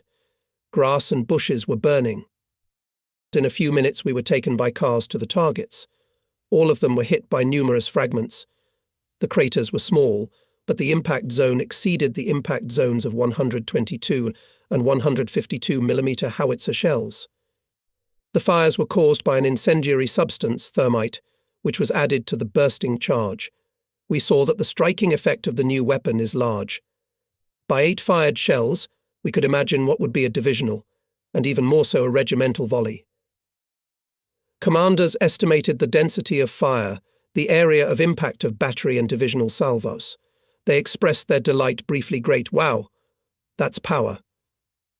The commissar said to me on the way, "Well, Commander, we'll give the fascist bastards a light. It's only 8, but what if we fire a regimental volley?" Guards Mortar Regiment was a complex organization. So in our regiment there were 3 divisions armed with BM-13 combat vehicles and an anti-aircraft division. Total 1,414 people, including 137 officers, 260 sergeants, 1,017 privates. The regiment's staffs provided for a political department. The regiment had 36 combat vehicles, 12 anti-aircraft 37mm guns, 9 anti-aircraft and 18 hand machine guns, as well as 343 cargo and special vehicles. The divisions of our regiment were of 3 battery composition, with 4 16-round combat vehicles per battery. The salvo of the division was 192 shells, and the salvo of the regiment 576 shells of 132mm caliber. All of them could be fired literally in seconds. This is a sea of fire. That's why at Austria the fascists fled in panic from the volley of Flerov's battery. So the demonstration firing demonstrated the power of a new type of artillery. We immediately faced the task to learn how to skillfully use this formidable weapon, to study the nature and peculiarities of the dispersion of shells, fire and maneuvering capabilities of batteries, divisions, regiment. We had no rules of firing, no manuals and instructions on the use of this artillery, and in general there were none, except for a small instruction. A new weapon was born, and creative initiative and daring were required from us. The instructions on the combat use of rocket artillery mainly stated that this weapon was secret, and provided for measures to cover and support it. It was strictly forbidden to bring to the firing positions of combat vehicles without cover. After firing a salvo, it was required to immediately withdraw to a safe place. It was specified that the fire should be conducted en masse on large concentrations of the enemy. As an artilleryman who already had considerable combat experience, it was not difficult for me to imagine the tasks that could be performed by the regiment's units. However, it was still necessary to find a common language with the commanders of divisions and batteries, so that in battle we understood each other with half a word. After the demonstration firing, without wasting time, we began field battery and division exercises. Special attention was paid to the training of battery and division commanders, to their ability to navigate quickly and accurately on the map and on the ground to prepare initial data in any conditions. The best in their business and political qualities artillerymen were appointed as battery and division commanders. Therefore, the training was successful. In the staff of the regiment was provided for a special department of 4 officers who arrived in the first days of formation. They were M.I. Janovsky, Y.G. Oganezov, V.F. Shadrin, D. Nikolenko. They had a lot of work even after the formation. The fascist command persistently tried to unravel the secret of such an effective weapon. For this purpose, spies and saboteurs were sent to us. Workers of the special department later showed themselves not only good security officers, but also brave officers. The regiment's senior doctor, a very young man with the rank of military doctor of the 3rd rank, was also assigned to the regiment. The meeting with him took place in the forest, near our tent with Radchenko. He approached with a clear, regimented step and reported in a shorthand, a little bit yelling. Comrade Major, 3rd rank military Dr. Kolmanskik has arrived at your disposal. Hello, Comrade Kolmansky. I answered him, marvelling at his youth and involuntarily thinking that a commission of the Central Committee could have appointed a more mature man to a Guards regiment armed with top-secret equipment. During the years of service in the army, I was used to seeing in the positions of chiefs of sanitary services of regiments wise with life and experience of medics. And this one is too young and unsolid in appearance. Not Kolmansky, but Kolmanskik. The new subordinate corrected me rather strictly. Well, all right, Kolmanskik, I answered. Sorry, I didn't hear you. It turned out that Kolmanskik, despite his youth, had already fought in the war. He was a doctor of a ski battalion during the battles on the Karelian Isthmus. He was awarded the Order of the Red Banner. As a participant of the war with the White Finns, I knew what heroism the ski battalions showed in battle. It was not easy for the doctor there either. Well, Comrade Kolmanskik, I said, I'm very glad that you are a man who has been shelled. In that case, start immediately to form the regiment's sanitary unit. Pick up people, get vehicles and medicines. Yes, Comrade Major, he answered cheerfully.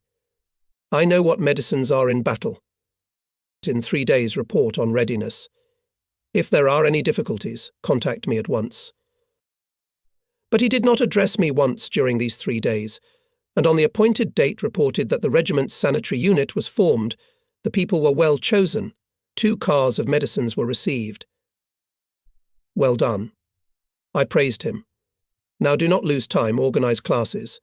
There are only a few days left, and you need your medical staff to have time to prepare for independent action, and that all the medics could give first aid and evacuate the wounded. The fighting will be brutal. The formation of the regiment was coming to an end.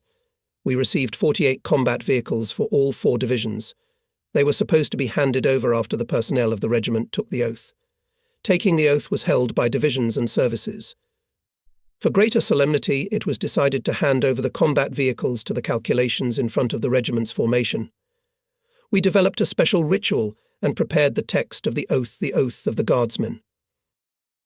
In the woods, in a clearing, in front of the general formation, at a table covered with a red tablecloth, the unfurled battle banner of the 170th Artillery Regiment with a guard of honour, was displayed. To the table alternately called calculations with installations. The commander of the combat vehicle, in front of the formation of his calculation, read out the text of the oath. After that, each guardsman signed it. The commander and the regiment commissar congratulated the missileers on the delivery of the formidable weapon and expressed confidence that the guardsmen would honourably justify the high trust of the party and the government. September 14th, the day of handing over the calculations of combat vehicles, became a holiday for the newly formed team. No matter how busy the missileers were, with the help of the commissars of divisions and batteries, Radchenko managed to identify talents, musicians, singers, dancers and storytellers who on this solemn day were to perform an amateur concert. 2 trucks were placed side by side in the forest clearing. Their bodies became an improvised stage. There was also a club car with loudspeakers. Everyone was in high spirits, but the festive concert was not destined to take place. In the afternoon we received an order the regiment at night to go on its own way to Kharkiv and get at the disposal of the commander of the southwestern front. The 4th Division, commanded by Captain N. S. Bogdanov, was ordered to go to Leningrad. The situation on the southwestern front was alarming. The enemy had already captured Poltava, was tearing towards Kharkiv. There were bloody battles near Katyusha. We had to hurry. The forced march along the route Moscow-Tula-Kursk-Belgorod-Kharkov was not easy for us. After all, the drivers were not yet trained. We did not have time to conduct a single regimental exercise, did not work out the management of the mechanized column on the march. The regulation service had to master its duties right on the road. The regiment's rear was not coordinated. Unit commanders still did not know their subordinates well enough. At the specified time, the regiment passed the checkpoint and at dawn followed through the quiet, dusky Moscow. And then the fabulous birch groves of the Moscow region, lovely quiet streams and rivers, sad autumn fields floated by. On the roads one could feel the military order regulation posts, refueling points. Tula, the famous Yasnaya Polyana, Kursk, are behind us. For 2 days we safely made this march. We moved day and night. We had lunch hastily, where we refueled with fuel. On the march we were helped a lot by the conventional sign V, the first letter of the French word victoire, victory. This sign was painted in white on the cabs and sides of the vehicles. Therefore, the vehicles of the 4th Regiment could be easily noticed among the many others travelling along the military roads. At the turns of the road, reconnaissance put a pre-prepared sign with the sign of the regiment and an arrow indicating the direction of travel. In cities and towns, the conventional sign V was drawn with chalk or charcoal directly on the walls of houses. This method later helped us during forced marches, and especially when the route changed unexpectedly. The march was accomplished safely, except for a small incident. At dawn on September 18th, 1941, the regiment was about 15 kilometers from Belgorod. I decided to go ahead to make arrangements for fuel refueling, as well as to check the work of the quartermaster detachments, which were to outline the places of divisions' refuges. In order to know how the rear of the regiment was moving, I sent Lieutenant G.I. Bresgalov, adjutant, on a motorcycle to the rear of the column. After all, in those days we had few radios and we were saving them as the apple of our eye for the battle. Commissar Radchenko, who travelled along the marching orders on a motorcycle, after my departure, led the moving regiment. In a pickup truck, the driver N.D. Sobolov and I broke away from the head vehicles at a decent speed. The middle of September near Belgorod is still quite hot. The bright southern sun had risen and began to bake strongly. Needless to say that both me and the driver after the second sleepless night were very sleepy. The exhausted driver began to doze at the wheel. I encouraged him with jokes, but fatigue was taking its toll. And then I made a mistake. I decided to give Sobolov a chance to doze off and sat behind the wheel myself. At first Sobolov followed me closely. But the road was straight and smooth. He quickly calmed down and fell asleep. Soon I felt myself irresistibly overcome by drowsiness. I tried with all my might to cheer up, to drive away the fatigue, but it was all in vain. At some point my consciousness passed out. If the road had not made a turn to the left, perhaps everything would have been fine. but because of that turn we ended up in a ditch. The pickup truck flipped upside down.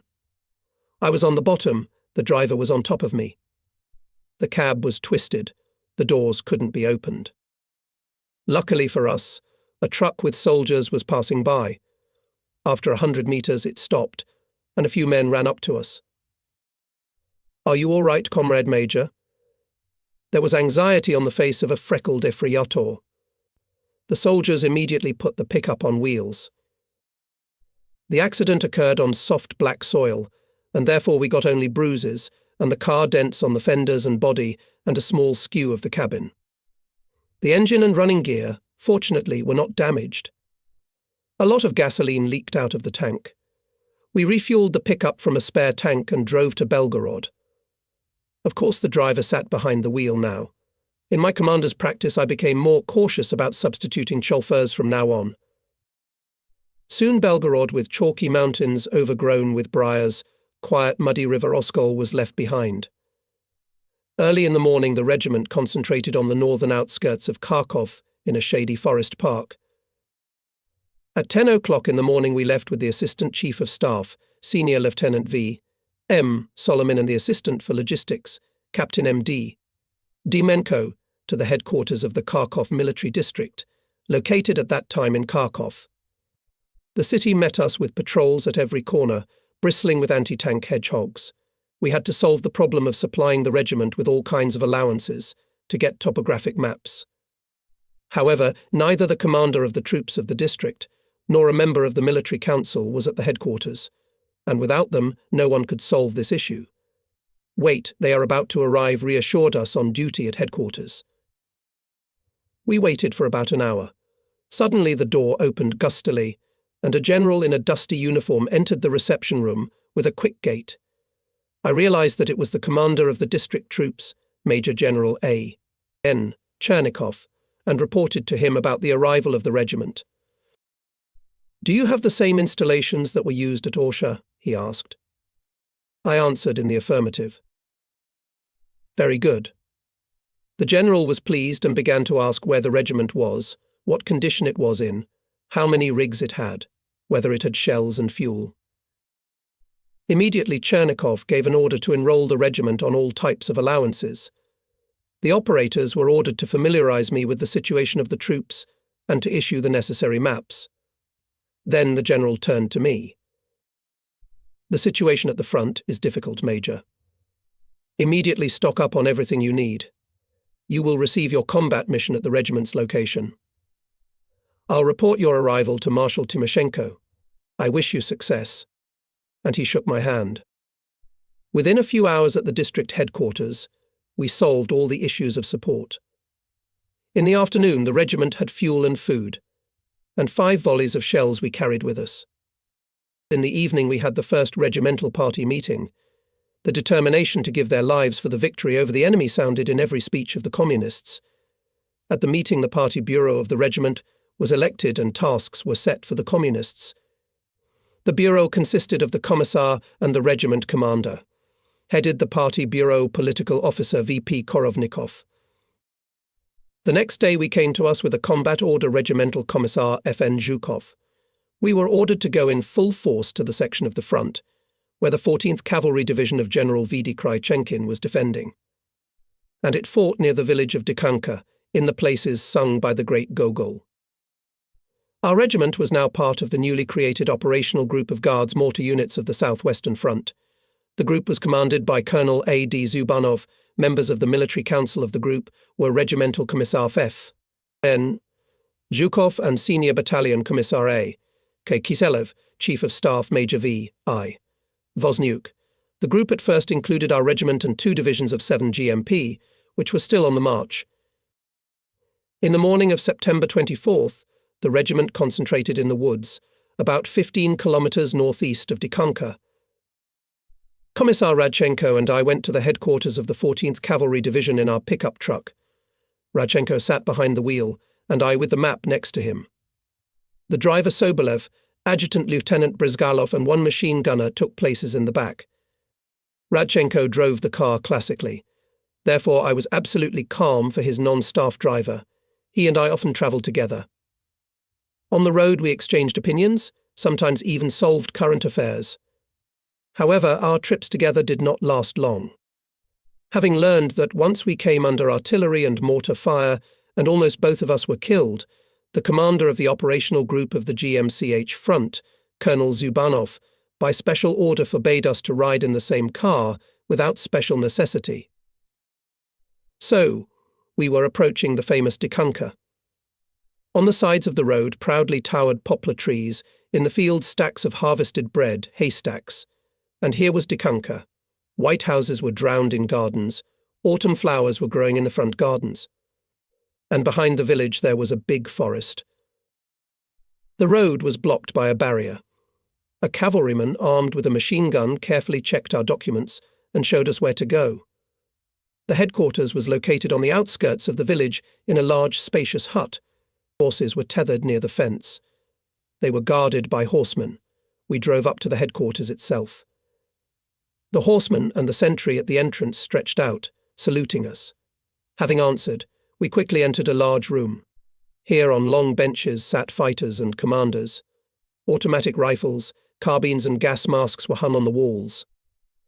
Through the open door of the second room we could see that over a map laid out on a table, bent over a map, a naked shaven-headed general. Next to him stood a tall major in a rather faded uniform. Opposite the general sat a light blonde battalion commissar with a kind, pleasant face. We asked permission to enter and introduced ourselves. General Kryuchenkin got up from the table, came up to us and shook hands firmly. I reported where the regiment was concentrated and in what composition. "I am glad to see you," said the general. "I have already been informed that an artillery regiment is due to arrive in our area." Then he introduced the battalion commissar and a Major Meet Commissar Dobryshin. "And this is the Chief of Staff, Major Shmilo. We've been fighting together since the first days of the war. We've had a lot of things." The general's cheek was cut by a deep scar, his right eye was squinted. This, as we later learned from Sergei Trofimovich Shmilo, was the result of a wound received during the Civil War. Major Shmilo, tall, trim, with an open, strong-willed face, gave the impression of a courageous and determined man. We immediately became firm friends with him. The commissar, calm, judicious, we also liked him very much. It was felt that between these people reigns complete mutual understanding, and they deeply respect each other. After all, the harsh conditions of combat life always cement friendship. In my report I briefly dwelled on the organization of the regiment, its combat power, and the peculiarities of application. The regiment is designed to hit large targets. I reported it must be used to fight with clusters of infantry, cavalry and motorized units of the enemy, and cannot hit individual fire points, single tanks, or any structures because of the large dispersion of shells. The cavalryman listened to me with great interest. Speaking of the firepower of the regiment, I reported that we ourselves had not yet seen a regimental or even a battery salvo, that we had been shown only an incomplete salvo of one installation, which fired 8 shells. According to the instruction on combat use, I reported we can give a salvo only with the permission of the front command. After firing, the combat rigs must be immediately taken to cover in the area of waiting positions located in the rear, 5 to 10 kilometers away. To protect the combat vehicles in the areas of firing positions, commanders of supported formations should allocate cover rifle and machine gun units, anti-tank defense means. The general listened to me carefully, took a deep breath, and said reproachfully, "My doves. At first you made us very happy, but then you shocked us. It turns out that you still have to cover yourselves, and I have nothing to cover the division headquarters, Comrade General." I answered him, "We will guard the firing positions ourselves. We have 37mm guns and machine guns on the vehicles." "That's a different conversation," rejoiced the general. Then he showed us on the map the defense lines of the division, told us everything that is known about the enemy. It was very scanty information. The characterization of the regiments of the division made a rather depressing impression on us. We were struck by the fact that they were so few in number. The 14th Cavalry Division from the first days of the war fought heavy battles, and even now it was defending on a fairly wide front. The division consisted of 4 cavalry, 1 rifle regiment, and a motorized battalion. Listing the units, the general said. There are a lot of regiments, but not enough forces. In recent battles we suffered heavy losses. The most dangerous direction the left flank, near Dekanka, and the right flank near Shishaki. I have familiarized you in detail with the state of the division so that you would be ready for any surprise. Have a reliable guard and continuously conduct reconnaissance. The general decided to place 2 divisions of the regiment near Dekanka and 1 on the right flank of the division. Areas of concentration and waiting positions were chosen, as required by the instruction on the combat use of Guards mortar units. The task was clarified, and we urgently departed to the location of the regiment. We decided to deploy our headquarters on the southeastern outskirts of Dekanka, not far from the division headquarters, with which we had to establish telephone communication. Soon General Kryuchenkin called me and the commissar again. In the division headquarters we first met our immediate command, the head of the operational group of the Guards mortar units of the front, Colonel A.D. Zubanov, and the Chief of Staff of the group, Major V.I. Wozniuk. Zubanov, somehow immediately disposed to himself, in his every gesture felt confidence and strength. Wozniuk was a little taller than his chief, trim, held himself loosely and confidently. Before the war they both served in the Penza artillery school. After reporting to Zubanov about the state of the regiment, we organized a show of combat vehicles to the command, and then went to the right flank, to the place Shishaki, where we conducted a reconnaissance and clarified on the map the front edge of our units. During the reconnaissance we repeatedly came under artillery and mortar fire. Under enemy fire everyone behaved calmly. Zubanov continued to give instructions, joking. Wozniuk was not inferior to him in jokes. His Ukrainian humour was irresistible.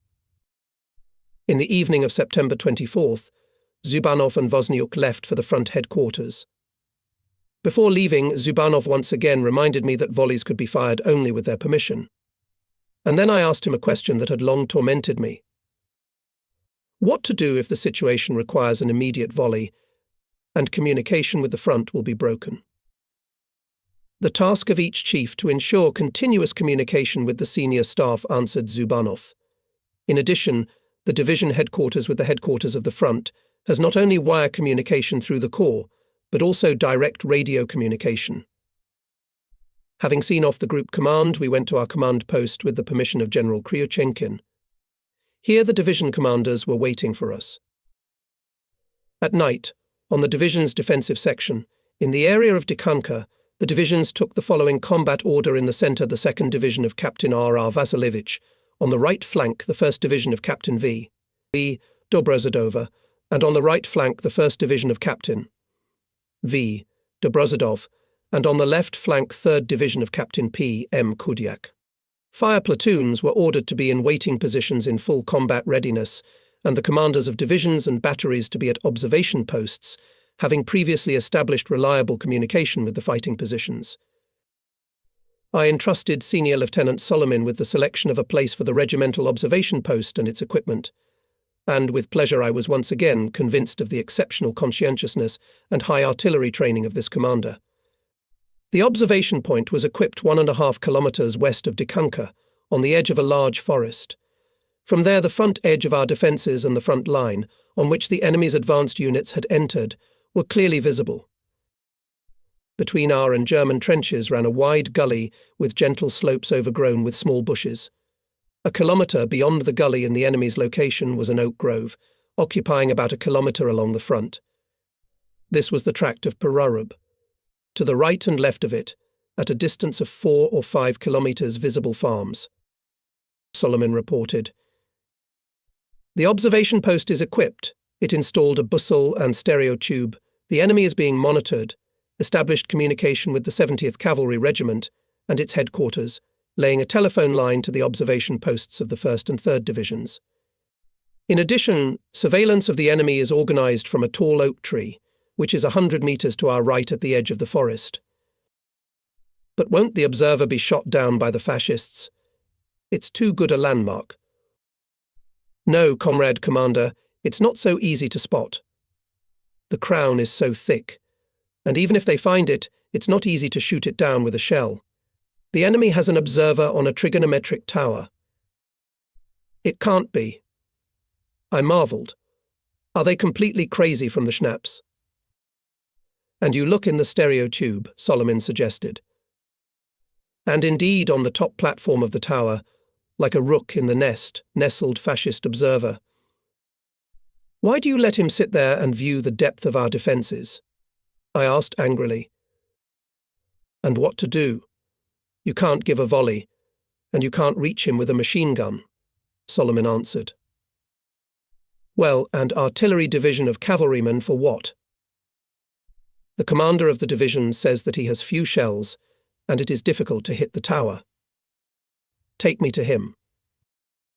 The observation post of the 32nd Artillery Division was a 5-minute walk away. The commander of the division, a senior lieutenant, apparently not experienced enough, confusedly confirmed that the shells are not enough, and to hit the tower requires a large consumption of ammunition. Let's give it a try, I told him. If we don't destroy the observer, we will drive him off the tower. On the map, carefully prepared data. The first fired shell exploded to the right of the tower. We made a correction. Second shot. Under range, we enlarged the site by 2 divisions. And again under range, added 2 more divisions. Overflight. I suggest the division commander to reduce the site by 1 division and move to defeat, without providing a narrow 2-division fork. He gives the command. 3 shells. Rapid fire. After the 376mm caliber grenades fired, the entire tower was shrouded in smoke. When it was carried away by the breeze, we saw that the tower stood as before, but one of its supports had been broken, and the observer had left his post. Comrade Major. That was a good job, said the division commander enthusiastically, and we were taught that to destroy a point target requires a very large consumption of shells. You were taught correctly, but here are the simplest conditions of firing. The range is short, the plane of fire passes almost through our point. We don't have to hit the observer in the forehead. It's enough to drive him off and prevent him from observing. So we've accomplished that task together, and now you've got the data you're looking for. I suppose you won't let the enemy sit with impunity on the tower and quietly consider our defence. With Solomon, we returned to our observation post. I established the coding of the terrain, outlined the landmarks. Communication with the observation posts of the divisions was established. By telephone, I once again reminded the division commanders that the enemy was closely monitored. Solomon was ordered to give them schemes of landmarks, terrain coding, areas of intended firing, and to check whether they had correctly specified the firing tasks and whether the data on the specified areas were prepared. After our firing, everything became quiet, but on the soul was somehow restless, and not in vain. Above us soon appeared spy plane. Anti-aircraft gunners drove it away. But just a few minutes later we heard an ominous rumble. 18 bombers passed over us in a formation and, turning sharply, began to come in for a strike. They bombed, however, not the firing positions, and Dikanka. In many places there were fires. Leaving Solomon in charge at the observation post, the adjutant and I went to the regimental headquarters. Crimson disk of the sun hid behind the horizon, and immediately in the lowlands floated shoals of fog. In the twilight seemed to melt, dissolved distant farms. The forest was darkening before our eyes. The Ukrainian night sung by Gogol was coming. Night in Dikanka. Radchenko came to the headquarters on a motorcycle. He said that the guardsman Ivan Miroshnichenko among the refugees met his fellow countrymen from his native village Kashenka. They told him the sad news. A week ago, fascist planes bombed an unarmed crowd of refugees. Ivan Miroshnichenko's sister was mortally wounded. His mother was concussed. The old man father, sick and broken by grief, stayed in a foreign, almost deserted village. Kind people sheltered him. Miroshnichenko, despite the grief, keeps up well, said Radchenko. He asked me for a recommendation to the party. On the morning of September 25th, we arrived at the observation post with Commissioner Radchenko. Solomon reported that the night passed quietly. True, the fascists made a few gunshots, obviously targeting in different areas of our defences. During the night, fresh trenches appeared on the heights. It is necessary to suppose that these are new observation points of Hitlerites, as nobody else appeared on the trigonometric tower. Fresh trenches and firing points were also found on the edge of the Parub tract. Through the stereo telescope, I began to scrutinize the terrain. Indeed, the new targets detected by the enemy indicated that he was preparing for something. After all, in the first months of the war, the Nazis tried to sleep at night. Then we completely broke the enemy's daily routine. At 10 o'clock in the morning, I was called by phone by the commander of the 3rd Division, Captain Kudiak. He reported that enemy infantry and mounted groups were being drawn into the Parub tract. An hour later, Kudiak was on the phone again. Visibly worried, he reported that all morning he had been observing how enemy infantry and cavalry were pulling into the tract. Kudiak asked permission to fire a volley. I was no less concerned than Kudiak. But what could be done? After all, firing without the permission of the front command was strictly forbidden. Once again, I had to remind Kudiak of this. At the same time, he was ordered to load the combat vehicles and keep the division in full combat readiness. I reported my decision to General Kryuchenkin and asked him to get permission from the front command to fire a salvo. General Kryuchenkin promised to do his best. In about 20 minutes, Kudiak reported that the division was ready for battle and again insistently asked for permission to fire a salvo. Comrade Kudiak. There is no reason for excitement, I answered him. How can there be no grounds? Kudiak shouted into the tube. The enemy is about to attack. His advanced chains have already appeared at the edge of the forest. When the enemy will attack, then we'll fire a volley, I assured him. However, I myself began to fear how not to be late with a volley. After all, before the attack, the enemy will certainly open artillery and mortar fire on our forward trenches and observation posts. He can immediately damage communications and then. I must confess that I too was waiting for Kryuchenkin's command with great excitement and impatience. Only a sense of special military sensitivity stopped me from calling the division commander. After all, it is clear that Kryuchenkin has not yet had time to contact the front headquarters. And suddenly the silence of the morning was broken by a powerful rumble echoing over the grove, over Dikanka, over near and far farms. To the left, behind us, from behind the forest, fiery comets were flying out in a continuous stream. They were making noise above our heads. In a few seconds, the whole tract was enveloped in thick black smoke, in which we could see bright flashes of explosions. Thunderous booms were heard. The noise of the flying shells, accompanied by a peculiar grinding sound, the rumble of the explosions, as well as the huge black cloud that instantly enveloped the grove, made a strong impression. When the smoke cleared a little, we saw Hitlerites mad with fear running from the grove in different directions, horses without riders galloping across the field. The psychological impact of the volley was so great that even we, who knew what it was, were shocked. After all, it was the first full-blooded volley of the division. It stunned not only the Nazis. General Kryuchenkin called us immediately. He scolded us for being AWOL. I listened to the division commander in silence, and then reported, Comrade General. The commander of the 3rd Division fired a volley without my command. This, of course, does not absolve me of responsibility for what happened. In my defense, I can only add that the volley was successful. The fascists are fleeing in panic. It's good that the fascists are fleeing, the general replied with a slightly lower tone. But our units are not warned and do not pursue the enemy. As soon as the small cavalry squadrons learned that this powerful fire attack made by our new artillery, they began to pursue the enemy. Soon General Kryuchenkin arrived at our observation post. Having seen with his own eyes the results of the volley, he changed from anger to mercy. That's how the Guards. Well done. Despite some delay, squadrons of the 76th Cavalry Regiment, pursuing the enemy, captured prisoners and trophies. The salvo was reported to the front headquarters. Colonel Zubanov was extremely indignant that the fire had been opened without authorization. He demanded an investigation and punishment of those responsible. In the evening of the same day I interrogated Kudiak with partiality. Kudiak, stretched out, often blinking his kind grey eyes, answered directly and honestly. "I'm guilty, comrade commander, but I can't add anything. I couldn't resist, that's all. After all, they, the bastards, began to come out of the forest in a deployed formation. If I had waited for permission, we would have been late in opening fire. You couldn't see, but I was watching everything as if I were in the palm of my hand." I warned Kudiak sternly, but did not punish him, because, frankly speaking, I was pleased with his actions. To think what could have happened to the 3rd Division, and to the whole regiment, if Kudiak had not fired a volley. But at the same time, arbitrariness was not to be encouraged.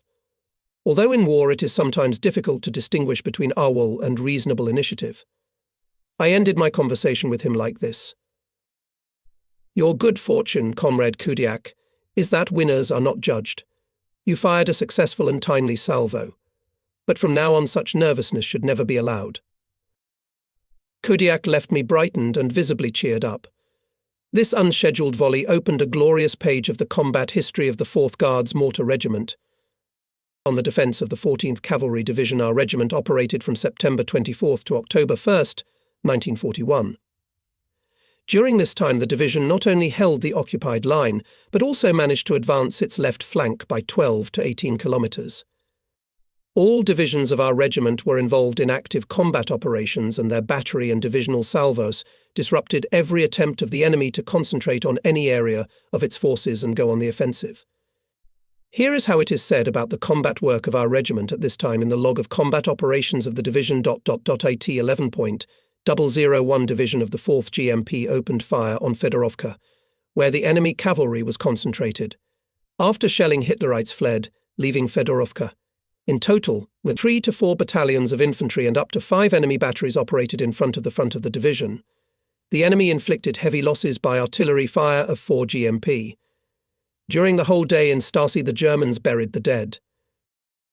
Having come to their senses after our blows, the fascist command tried to delay the advance of the Soviet cavalrymen by all means. For this purpose, on the left flank, where after the first salvo our troops advanced, the enemy pulled up fresh forces. Since the division was defending on a wide front, and it had only one cavalry artillery division, Major General Kryuchenkin obtained the permission of the front commander to use our regiment at his discretion. We could now give salvos with the permission of General Kryuchenkin. In these days we had to make the first night salvos. It happened under the following circumstances. 105mm battery of the enemy shelled our observation posts with impunity. We suffered losses. We could not suppress it from our firing positions. In order to destroy the battery, the coordinates of which were determined accurately, the commander of the 2nd Division, Captain R.R. Vasilevich, proposed to take the combat vehicles at night to the front edge of our defences, and from there to give a volley. The whole operation was carried out so quickly and unexpectedly for the enemy that he did not have time to open not only artillery but also machine gun fire. The shelling of our observation posts and the fighting order of the squadrons stopped.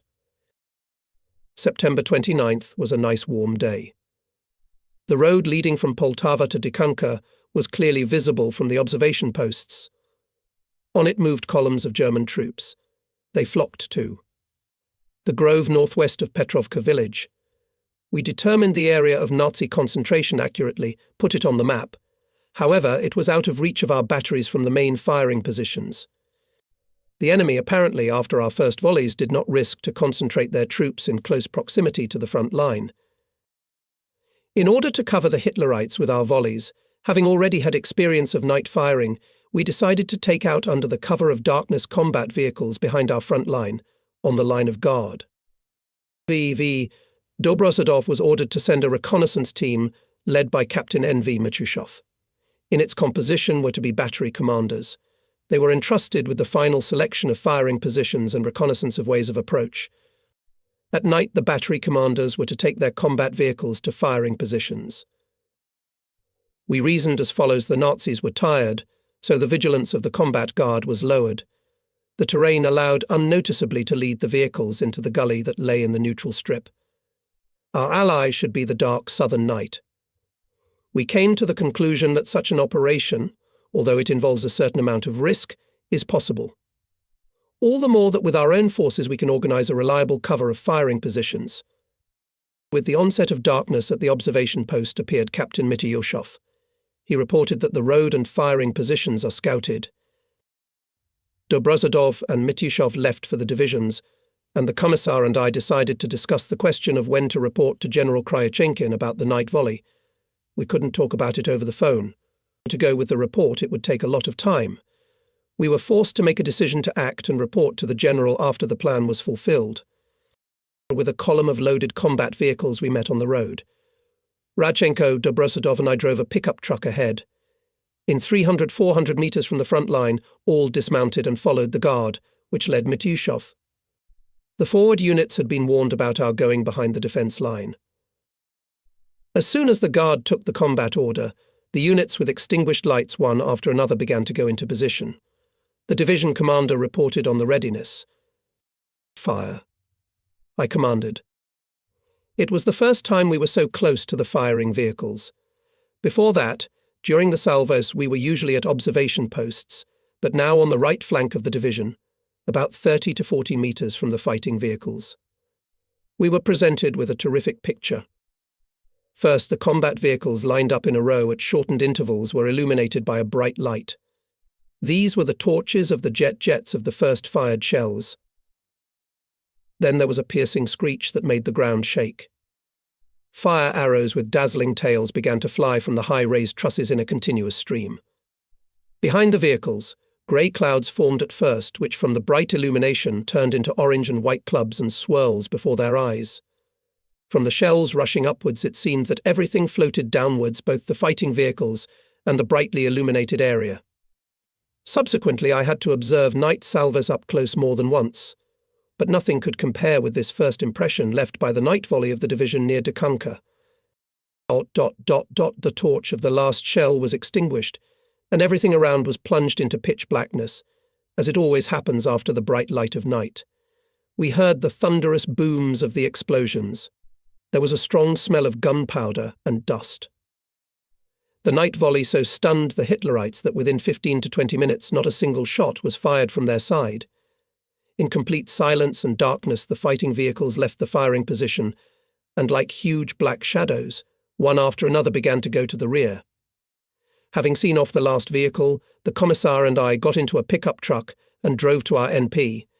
When we were approaching it, several flares flew into the air one after another over our front line. Frenzied rifle and machine gun fire went up, indiscriminate firing of guns and mortars rumbled. Artillery and mortar raids were undertaken by the enemy on different parts of our defences, and especially on our abandoned firing position. In the area of the enemy's concentration, on which we gave a volley, were observed bright blazes of fire. General Kryuchenkin, who called to our NP, in a stern voice ordered to report what was the matter, why the volley was given without his permission. I replied that everything was in order, but I could report the details only in person. Very well. Come immediately. The General's voice sounded more calm. Half an hour later, the Commissar and I were at General Kryuchenkin's office. Listening to my report, he was rubbing his hands together, his stern eyes becoming more and more kind. At last he could not stand it, jumped up from his seat, walked quickly around the hut, exclaiming excitedly, "Well done, well done. But there is no one to beat you. It's great that you managed to cover the enemy. But what if we'd been hit? You could have died foolishly yourself." "What then?" "Answer Kryuchenkin, right? Comrade General, there was no opportunity to report to you. We would have lost time. We were firmly convinced that we'd fulfill our plan without losses. And who knows, if we hadn't hit the fascists today, perhaps tomorrow morning they would have attacked us. I repeat, you beat the enemy skillfully, well done. But you have to report and then fire salvos. You are secret. I still have to cover you." In the voice of the General sounded paternal notes. Radchenko and I realized that the storm had passed. Of course, such independence could cost us dearly. But life, the combat situation, made its own adjustments and sometimes required immediate action. On October 1, 1941, the regiment received a combat order to redeploy to the area of the town of Valky, Kharkiv region. The command of the 14th Cavalry Division issued the following order in this connection. Order of the Cavalry Division, Order of Lenin, Red Banner, Red Star, sponsored by the Kim named after Parkhomenko. October 1, 1941 M. Dikanka. No. 37. During 7 days from 24.9 to 1.10 1941, the 4th Guards Mortar Regiment participated in the operation together with the 14 Cavalry Division entrusted to me. In the course of fighting, all the personnel of the regiment showed exceptional skill and clarity in the performance of combat tasks, personal endurance and readiness for self-sacrifice. Despite the clear superiority of the enemy in strength, its manoeuvring on the battlefield, the command of the regiment represented by the commander of the 4 GMP Major Nestorenko and Battalion Commissar Radchenko quickly and clearly set the regiment combat tasks, which he honourably performed, and skillfully using the power of a new formidable weapon. All attempts of the enemy to create a concentration of troops and go on the attack were thwarted by the apt fire of the Guardsmen. The enemy suffered heavy losses. The combat tasks were accomplished. For exceptionally accurate work, the use of all the power of the new equipment, skillful manoeuvring fire on the battlefield, trouble-free management and performance of combat tasks to the commander of 4 GMP Major Nestorenko, Commissar 4 GMP Battalion Commissar Radchenko, and all the personnel of the regiment, I declare gratitude. I express confidence that the 4th Guards Mortar Regiment, acting on any section of the front, will be even more and more apt to smash and destroy the fascist hordes. Guardsmen. For Stalin, for the motherland, always be ready to give an accurate, all-destroying volley. The commander of the 14th Cavalry Division, Major General. Battalion Commissar of the 14th Cav Division. Chief of Staff of the 14th Cavalry Major. This first award to the regiment, the gratitude of combat comrades, was especially dear to us. In the archives of the division, after the war, one found the following record, which revived in my memory those distant days. According to the testimony of prisoners from the 101st Infantry Division of the enemy, 101 PD suffered heavy losses, up to 30 to 40% of its composition, from the fire of the 4 Guards Mortar Regiment. In 1970 I received a letter from the residents of Dikanka. Here is what they wrote. We know that in September 1941 you commanded a regiment of Katyusha and gave the first volley from Dikanka. Your soldiers called their weapon Miracle Cannon. You delayed the Germans for 14 days, destroyed a lot of enemy manpower and equipment. We, residents of Dikanka, decided to put a monument to the first Katyusha in the park named after Gogol, and we want to ask you to send us your memories. Maybe you have photos of your comrades, front newspapers, posters, or any other materials related to the first Katyusha volleys near Gogol's Dikanka. Send them to the following address: USSR, Poltava Region, Dikanka Village, Historical Museum, or Rayvoenkomat.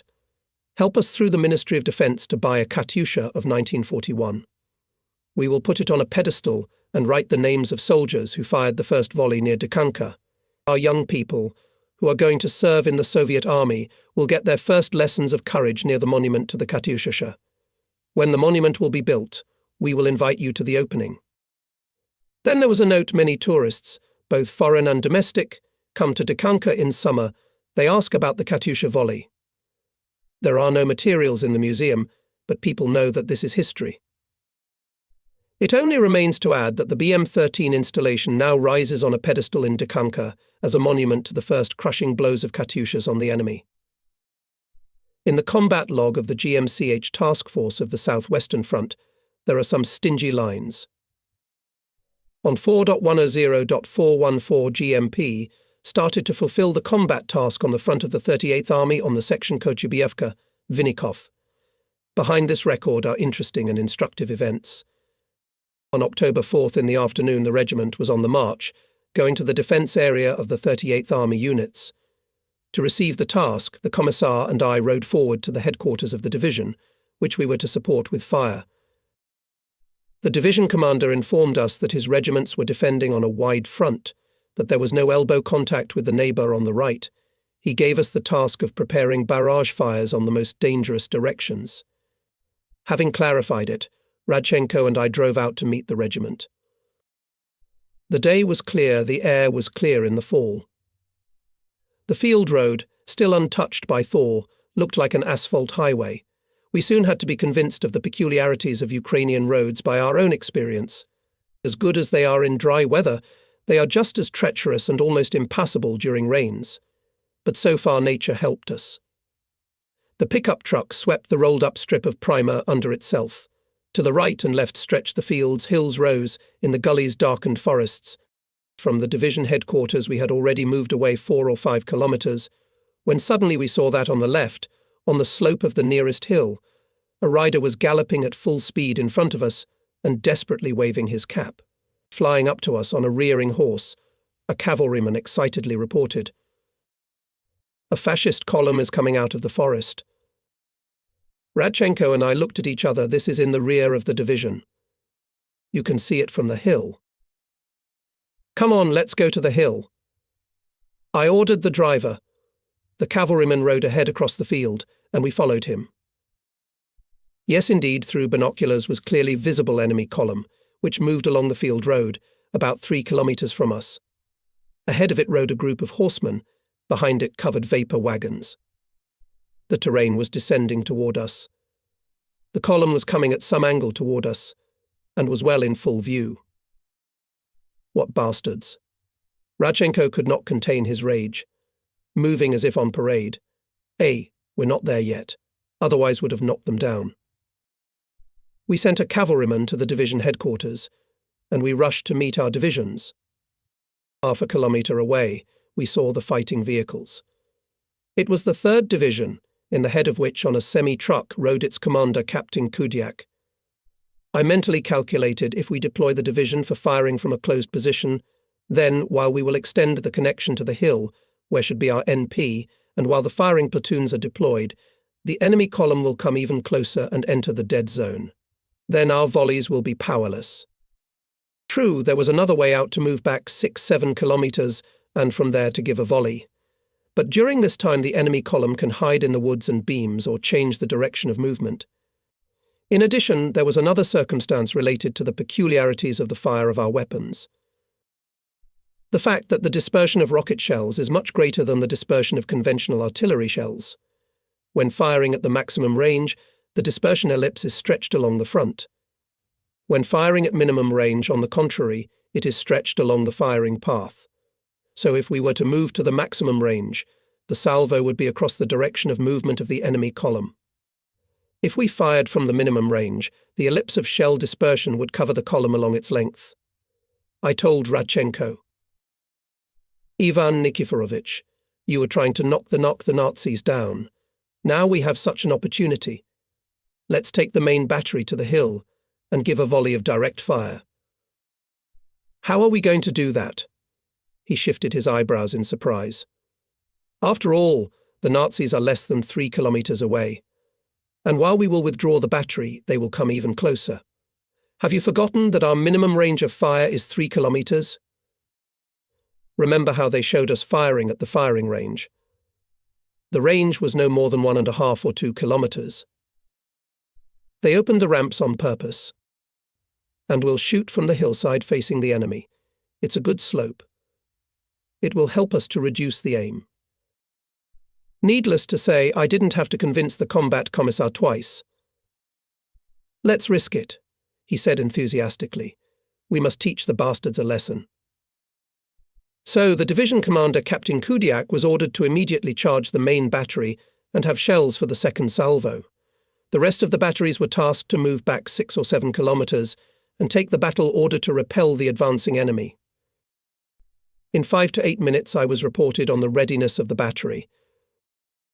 As soon as the units in a deployed formation over the top of the hill and began to descend the slope, the command was given to stop and point the combat vehicles in the centre of the column. At this time its head was only about 2 kilometres away from us. To be sure to cover the column with a volley, we gave 4 firing shots. The shells exploded with a big underflight. The fascists did not seem to pay any attention to our shots. The column continued to move in the same direction, confidently and brazenly. Well, wait a minute, I thought. Is this how you're going to sing now a correction was put into the sights? At the fascist bastards' volley. Fire. The first salvo of direct-fire rocket artillery was accurate. The column was covered from head to tail. When the smoke and dust dispersed, we saw that along the road were lying corpses of Hitlerites, burning cars and wagons. The surviving Nazis rushed in different directions. They ran, fell, got up and again ran to the forest, from which the column had just left. Fighting vehicles withdrew to the reverse slope of the hill. It was decided to give the second salvo on the edge of the forest, where the Nazis retreated. It is necessary to emphasize one special quality of the salvo of rocket shells. The point is that both material, if one can put it that way, and moral effect of simultaneous bursting of a group of shells is much higher than the effect of consecutive bursts of the same number of shells. This quality was immediately noticed as soon as our combat vehicles appeared in the troops. During simultaneous bursting of several shells in a limited area from different directions, shock waves act from different directions. Their addition, i.e., counter blows, significantly increases the destructive effect of each projectile. The waves are added up if the time difference between bursts does not exceed 0.8-1 second. The peculiarity of the rocket artillery salvo is that this effect is fully utilized here. It should be said that during our offensive actions in 1944 to 1945, when the density of artillery per kilometre of the front greatly increased and the fire of a large number of guns concentrated on limited areas, a similar effect was observed. In the first months of the war, the enemy tried to move along the roads and had, as a rule, dense battle orders. And that's what we needed. In addition, the infantry and equipment of the Nazis were bunched up. At the beginning of the war, the Nazis, intoxicated with victories, concentrating for the offensive as a rule, did not care about the shelter of their troops and military equipment, and therefore they were good targets for rocket launchers. In these conditions, the sudden salvo fire achieved a great striking and moral effect. At the loss of surprise, the enemy had time to go into hiding, and the effect of fire decreased. However, maneuverability and the advantages of multi-loading combat units, their firepower in short periods of time, counted in seconds, until the end of the war remained the privilege of reactive artillery. The M13 division could fire 192 shells of 132mm caliber in 8-10 seconds. An artillery division of the corresponding caliber could fire only 12 to 24 shells in the same time. It is true that as the duration of firing increased, the number of shells fired by BM-13 and BM-8 combat vehicles approached the number of shells fired by artillery guns, as it took much longer to reload the units than to reload the guns. However, it should be noted here that the number of shells fired from artillery guns is limited by the technically permissible mode of fire. If the established mode is violated, the gun barrels fail. For combat vehicles, this limitation does not exist. For example, the 4th Guards Mortar Regiment in the battles near Stalingrad in August 1942 for several days fired thousands of shells at the enemy. The mode of fire for the combat vehicles was determined by the availability of shells and the physical ability of the combat crews. But let's return to the first salvo of direct fire. In 6 to 8 minutes, the loaded combat vehicles again went to the top of the hill, and again a powerful organ rattled over the fields and forests, and in 15 to 20 seconds the forest edge was shrouded in smoke, and we heard the thunderous roar of bursting shells. The fascists had gotten their fill. It was time to leave. The commissar and I got into a pickup truck and followed the retreating battery. No sooner had we left a kilometre away than fascist planes appeared above the height from which the salvos were fired. They came one after another and bombed the nearby forest and the bushy ravine at the foot of the height. Here, the wind carried the cloud of smoke formed during the salvos, and the installations were already safe. But still, how did you think to shoot from such a distance? Radchenko's good-natured face had the joy of a gambling fighter and pride for his comrades and weapons. I thought about it even during the first demonstration at the range. After all, the design flaw of the combat unit is immediately visible. Watching the firing from the ramps, I realized that it is possible to shoot at close ranges. And now we were helped not only by the hill, but also by the slope in our direction of the road on which the column was moving. The slope greatly reduced the depth of dispersion. In a dozen seconds we defeated such a large column, said Radchenko thoughtfully. We need to teach this method of firing all the batteries of the regiment. Radchenko and I decided to write to Moscow about the design shortcomings of combat installations and make suggestions. Later we learned that regardless of our experience, direct fire was used by many Guards mortar divisions operating on different fronts. The laws of war demanded this method of firing, despite the design shortcomings of the combat vehicles.